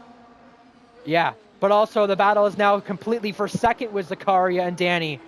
Zakaria has not had a podium in RPL as a whole in 475 days. Go back to September 30th, 2023, when it was Annex being banned. Zakaria got the podium from his disqualification back in Season 18 F2. But go back to Tier 2. 10 seasons ago at this circuit was his last Tier 2 podium.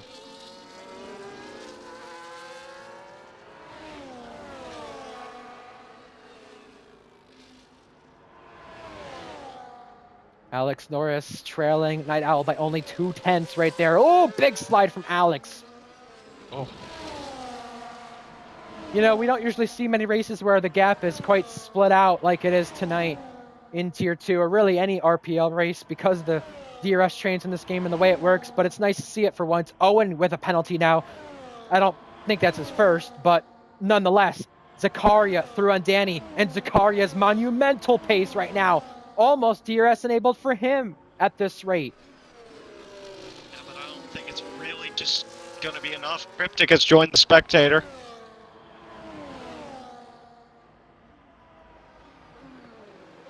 And that was a detection point. Zakaria was not in DRS right there. But remember, if Zakaria and Danny pull 3 seconds on Mintoki, that is obviously the victory. And Zakaria might be seeing himself a trip to the storage room. But even if he does, I still feel like he could keep the podium. If the contact with Polo and Lennon was not significant enough in the dive bomb he had earlier on to warrant a penalty huge enough to knock him off the podium, then he will keep it. 4 laps to go. Wiggle from Zakaria underneath that Red Bull. He's using all that ERS to try and at least have a chance, because he knows if he's in DRS of Mintoki, he can hang on to second place on the road and on penalties. Lennon gets a point for Mercedes now by passing Owen, and second place is now Danny's. Back through once again.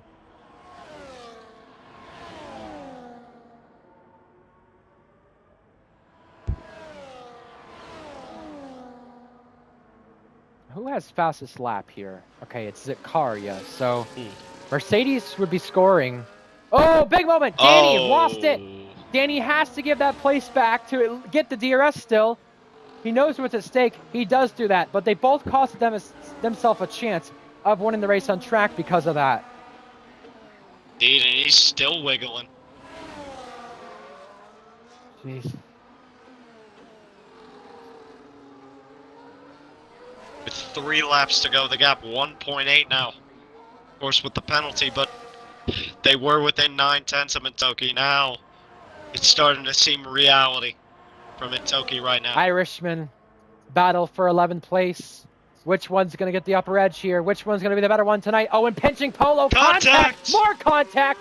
He is making a lot of contact with that McLaren, almost shoving him off the road. Polo had to back out, but Polo not going to be happy with that one. Owen just trying to hang on for all he can. He's on the 18-lap mediums. He knows his race is really done here for points, and Polo still can't find a way through. He's going to be frustrated with his fellow Irishman, but he will have the help of DRS and pull through. 11th place, and wow, what a quick block there. I do believe Owen does have damage he's trying to defend with, and he does. So that is exactly why Owen was getting very egregious there. He knew that battle was going to be done and dusted whenever it was contested, but it was just trying to hang on for all he could, and as long as he could until he was overtaken. And Polo God now with a penalty. 2 to go. 6 drivers without a penalty now to end this race as we stand.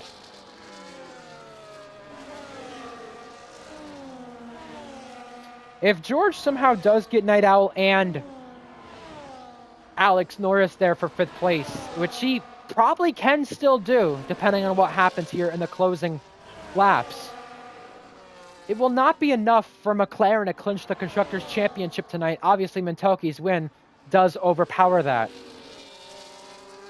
And the gap is just not enough to beat him. It's going to have to come in the Brazil Sprint next weekend for our final round.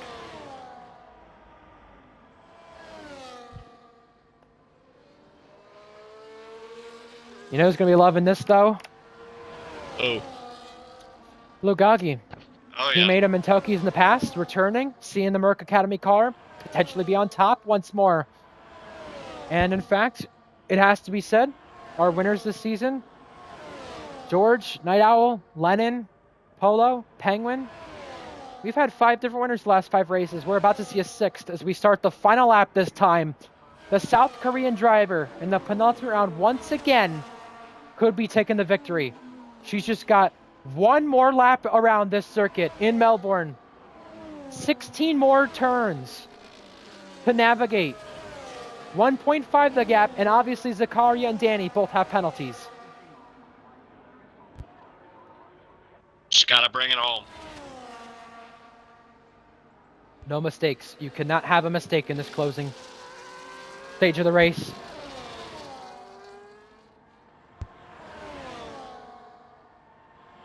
And she also could be taking 2nd place in the Drivers' Championship with this result as well. And Polo had a chance to confirm that tonight. Mintoki will be overtaking Polo.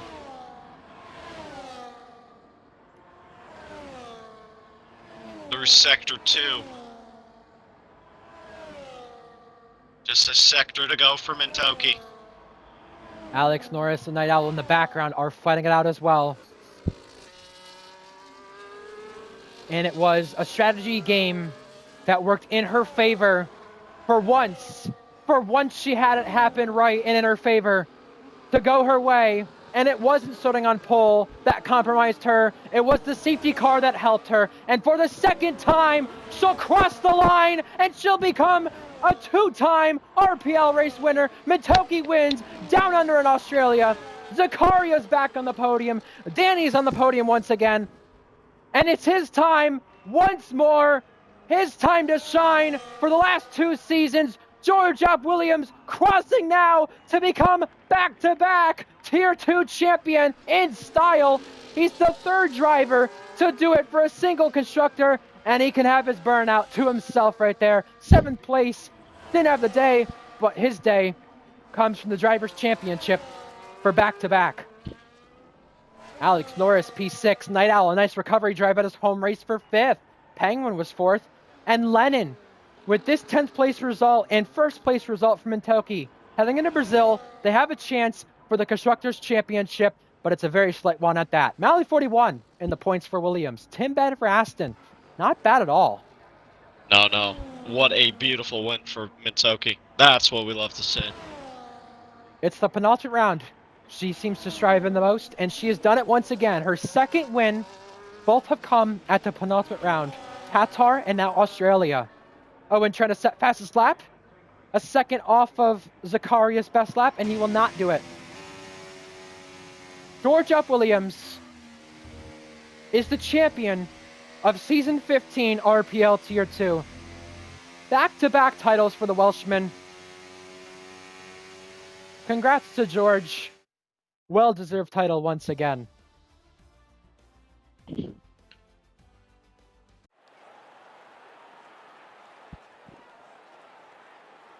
Showing love on that podium, the South Korean.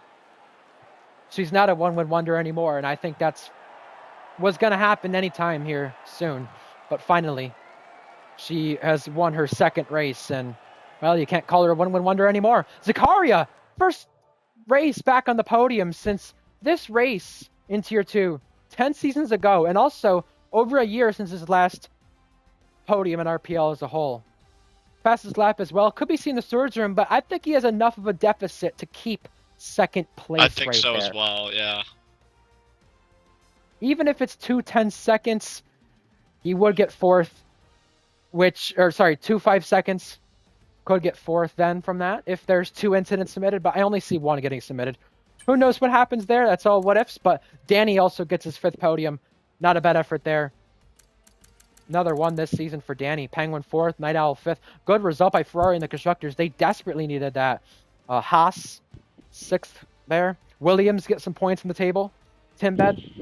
We lost 4 drivers from the event, as you can see on our screen. But who would you give driver of the day to?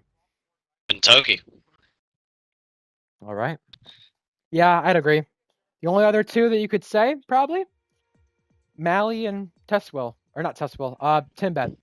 Yep. Timbed, a Tier 3 driver. called up to the Aston. Got double points for them. And, I mean, maybe Night Owl could be considered, but I don't want to take the recovery drive too much into it because, well, obviously his situation should have been a lot better if, pending the circumstances that happened in front of him, for me to give a top 3 driver of the day choice for him. But Mally 41 putting it in the points in the Williams is a nice sight to see as well. Yeah, I think Matoki is driver of the day, no matter what you say.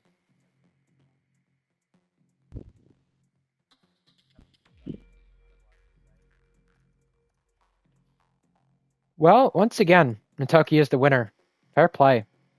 And she's our 6th different winner in the last 6 races. We've had quite the way to end the season in Tier 2. And the first time in her RPL career that she's had back-to-back podiums as well. Zakaria had a good day. He didn't win the race. He had maybe a chance. He keeps coming closer to a victory. I feel like we're not far from seeing Zakaria get a victory. Even if Penguin or Danny miss a race next season in Red Bull, Zakaria will get that call up. And, well, he's got one more race as well maybe to do in a Red Bull, and that'll be Brazil next week. But Zakaria's not far from it. He's back on the podium once again in RPL. Once again in RPL Tier 2 as well. And Danny, also shy of the victory, just still going under the radar. Red Bull might have a good driver there for next season.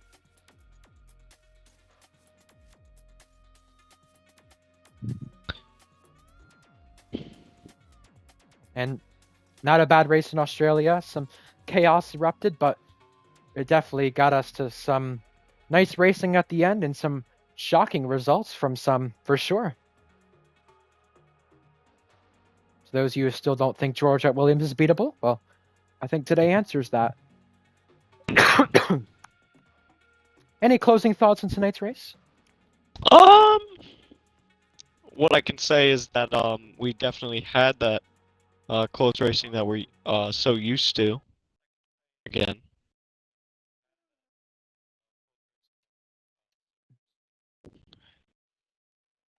Yeah, definitely a different Australia race than what we're used to seeing, I guess you could say. No doubt about it. How about we get in a championship interview if he has time? We'll ask George if he would like one, because we usually do tend to do that for the Tier 2 or RPL champions. Oh, now I got right questions. Alrighty.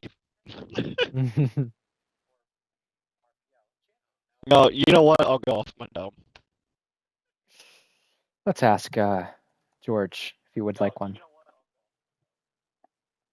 I mean, it did feel he was robbed by the safety car, but that's exactly what happens here in these races. Strategy calls gone wrong, and disaster timing, and that's what happens.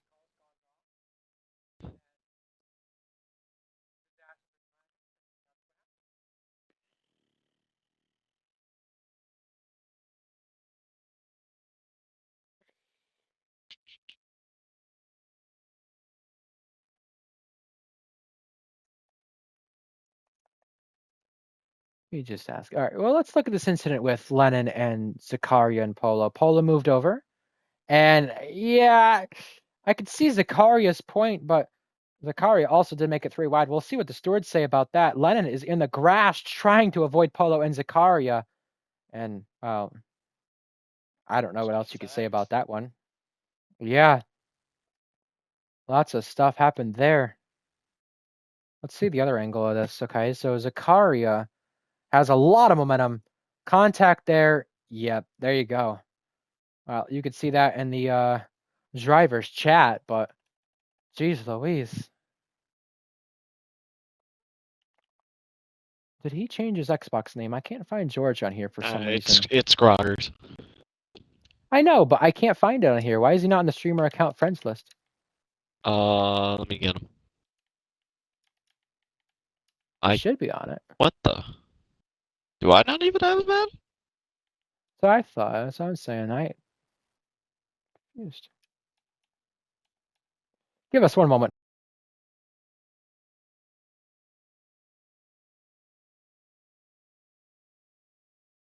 folks.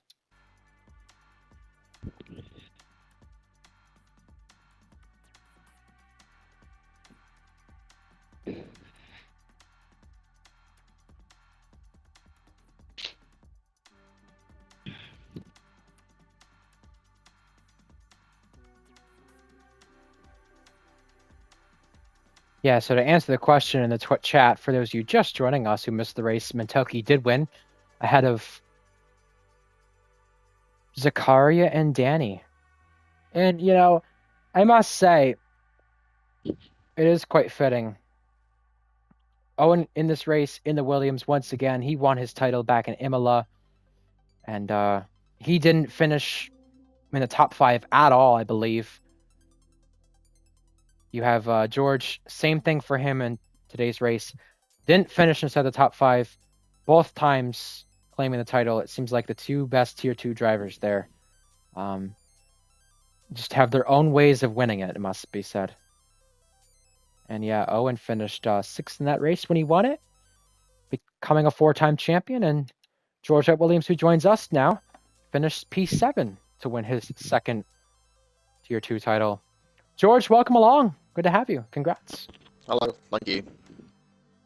Make sure your audio is included, by the way. It is, don't worry. All right, cool. So, this season, you get the full season to run now compared to last season.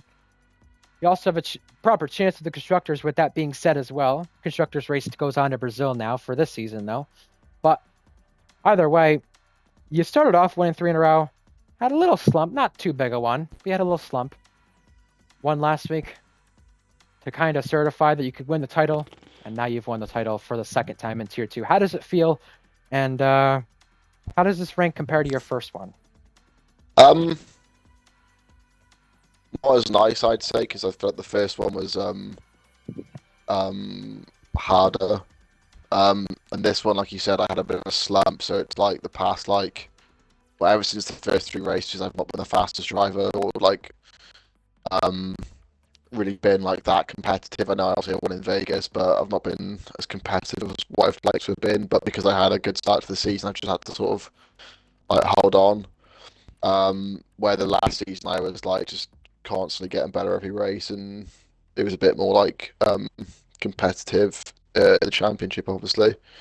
So it was a bit more exciting, I'd say, last season. But no, I'm still happy, still really like it, and it's nice to obviously have 2 championships now to my belt instead of just the one. You have a chance to win McLaren's first Constructors Championship in Tier 2 next week. How does that make you feel that you and Polo have had this dynamic duo this season, it seems, in terms of the lineup? I know both of you, would love to have more 1-2s like you guys started out with, but you have a chance to create history with that being said, kind of like last season in a way. Last season, it was on the driver's side that you had the biggest comeback in Tier 2 history in terms of points deficit. Now this season, it could be McLaren's first Tier 2 title. Yeah, it would be nice. I think Polo's had a similar season to me. Obviously he had that win in Hungary, but it feels like he's been had a little bit of a slump as well. So I guess it's maybe not as nice of a feeling either, because it's like it feels like a little bit hollow and undeserved now, because we've both been pretty uncompetitive the last few races. Like I personally haven't felt like since Hungary, Austria, really, sorry. I haven't really entered the race feeling like I'm gonna like easily win it, like I did before. Like I didn't really feel confident. So I mean, yeah, it would still be nice, and obviously it's the aim. I'm not sure what we have to do to wrap it up, if it's like easy or not. But no, it would still be nice to obviously reflect that we have both performed well most of the season. Do you have a favorite win or favorite race from this season? Vegas was nice, obviously, because it was like redemption. I can't remember now. What was there? The first one was, there was Bahrain. Bahrain was alright. It wasn't very good. It wasn't the cleanest overtake I did on Night Owl, which sort of took the edge off a little bit. China was alright, but it was a little bit easy. And then what was it? Portimao. I can't remember, which probably says it was a boring race. So yeah, Vegas probably, I'd say it was a really competitive, close race, and it was chopping and changing every lap, and it was nice to win it in the end. So yeah, I'll go with Vegas. Things come full circle, it must say, don't they? You had last time in the penultimate round last season Mintoki get her first win in Qatar. That day, you won the title in the storage room. Yeah. You had the same thing practically happen this time, except no storage room title. This time, you won it before the last round entirely. And Mintoki wins the penultimate round once again. You're going to be her teammate next season at Mercedes. How are you feeling for that? And anything to expect ahead of it now? I don't know. I mean, I've always wanted to race for Mercedes, and obviously Owen is the team principal, and he's a good friend of mine, so that'll be nice. I do kind of want to stay at McLaren a little bit. Obviously, the contract's have already been signed because I don't think I'm going to be quick enough to be very competitive in the Mercedes. But it'd be nice to have a new challenge anyway. So I look forward to that, and obviously me and Mintoki get on pretty well, and she's obviously really quick. A little bit inconsistent maybe with strategy, so hopefully I can help her out with that to improve her a little bit. But no, it should be a really good challenge. I don't know if I'll be able to compete for the title, how competitive I'll be in the title. I'm sure I'll turn up on the day, more competitive or more like mentally in the zone. But I mean, for the minute, I'm just trying to just finish off this season. I've had exams and stuff in uni, so yeah, the season's not been too much of a focus at the minute. But I'll be fully focused next season in Mercedes. So yeah, it should be good. Did you have a least favorite race this season, and what do you think your worst race was this season, if it wasn't today? I really enjoyed today, to be fair. Normally I just like hate it when I don't do well, but I really liked how fast I was on the safety car restart, so that was, I guess, something to take away from it. Least favorite race, um, looking back on, probably Singapore, because of it was just a messy race from my part, a stupid overtake and a big penalty. So yeah, I'd probably go with Singapore. Yeah, even though no, I didn't. I won technically on track because the V Cup had a penalty, but no, I'd still say that. I said that was my worst performance and worst race, even though it's probably our second best track. So Faded had to go eat for dinner. He was my co-com for tonight, but he had two questions he wanted to ask for you.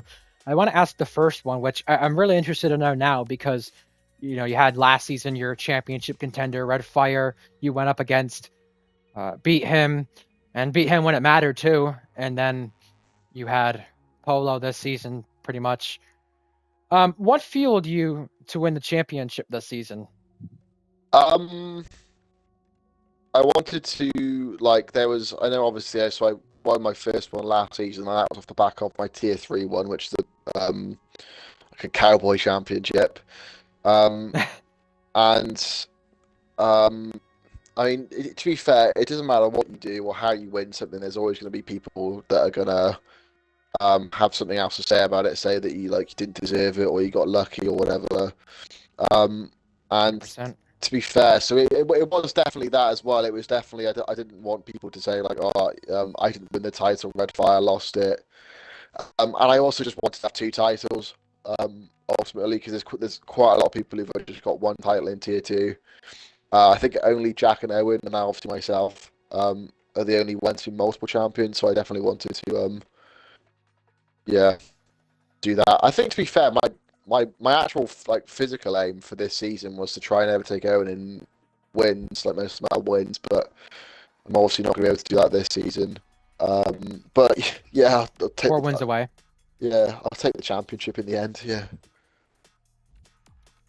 And the other question Faded had is, and before I get to the question, I just want to mention you start out with McLaren 1-2s, little, I don't want to say rivalry, I guess, but I guess it's the only word you could use, a little rivalry between you and Polo in races like Singapore in the opening lap and Mexico. But the driver pairing clearly has worked. All you guys need to do is wrap up the title in the sprint in Brazil, which is very, very possible to do next week. But the question was from Faded, why did the driver pairing work between you and Polo, in your honest opinion? I don't know. We don't really talk that much, truth be told. I mean, during the week, we'll sort of, in the Alpine chat, we'll just sort of I don't know. We very rarely talk. It's not because we don't like each other. We're just not really like close in that way. But I mean, we both get on really well. I think the only conversation we've really had, actually, to be fair, at the start of the season, we had an agreement where we'd both be equal drivers, but if one of us took a 30-plus point lead in the drivers' championship, then the other driver would become like a sort of a second driver. Um, and I think at one point, it might have been before Hungary actually. I can't remember, but I think I did have a 30-point lead over him, and he was like more than happy to, yeah, I'll be a second driver now. But then obviously he then got back into the title fight with that great win he had at Hungary. And we were back then to be equal and all out fighting. But no, to be fair, um, we've maybe had a few little like mind games or whatever here and there, but no, we've always been really sensible, really clean. We've known that the team comes first. To be fair, I have to give him credit on that side, because in all honesty, I'm not that interested in constructors. But he was really assertive, and they said that no, we have to keep it clean. The constructors is the priority, so I have to give him full credit for that. And to be fair, I think he deserves a lot of credit in general. He had a really bad season last season in Ferrari, and I know he was saying that was down to the performance of the car and didn't like the way the car handles. Now, I'll be honest, I didn't believe him. I didn't buy it. I just thought it was just an easy excuse sort of thing. But to be fair to him, he's turned it around really well. Had that really good win in Hungary, almost won in Bahrain as well, but got unlucky, and China as well. And not to big myself up, but I've people have been like rumored to like I'm getting banned, and I've won a lot of races, and he's given me a really good fight. He's gone from being like almost tier 3 material to sticking it to the best. So he just deserves a lot of credit. Yeah, and it's interesting because it's an Welsh and Irish lineup. I mean, we've seen that before with you and Owen, Jack and Owen. Not the first time. And you know what? Probably not the last time we'll see that happen.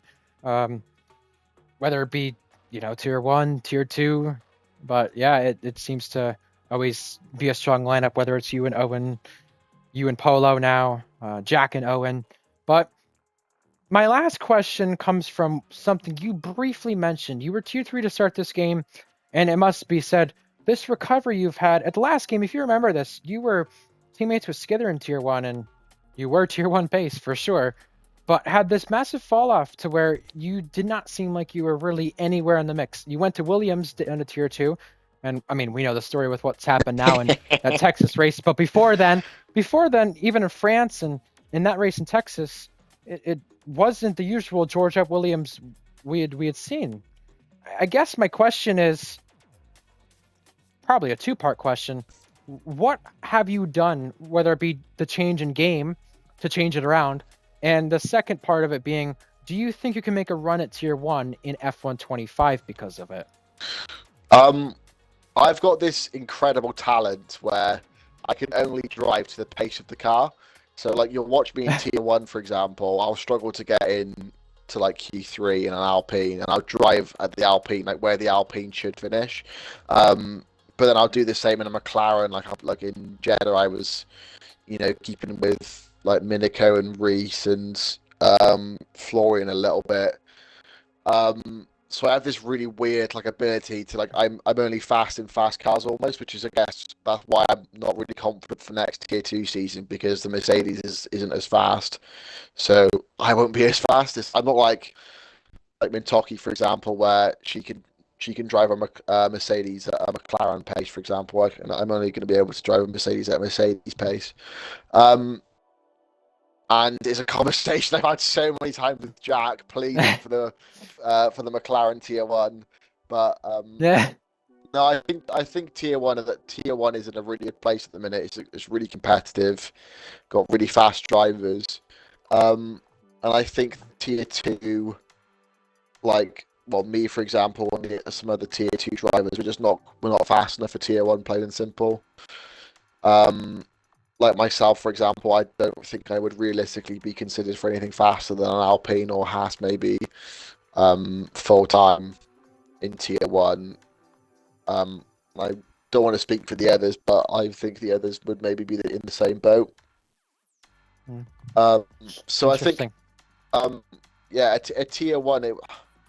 I would rather be in a fast car in tier two than like a midfield or slow car in tier one. To answer your question. Yeah, that makes sense, and I think a lot of us can totally understand that for sure, having driven some of the cars, whether it be tier 2, tier 1, tier 3, for those watching it back or whatever the case may be. But yeah, I just want to congratulate you on the title. Well deserved. And I want to have you give any final comments on the tier 2 season with one round to go, and looking forward to our final tier 2 season next season with season 16. Do you have any comments on that as the tier coordinator? Well, yeah, it's been a good season this season. I think there's been a lot of like up and coming drivers who've proved their worth, like Torn Penguin.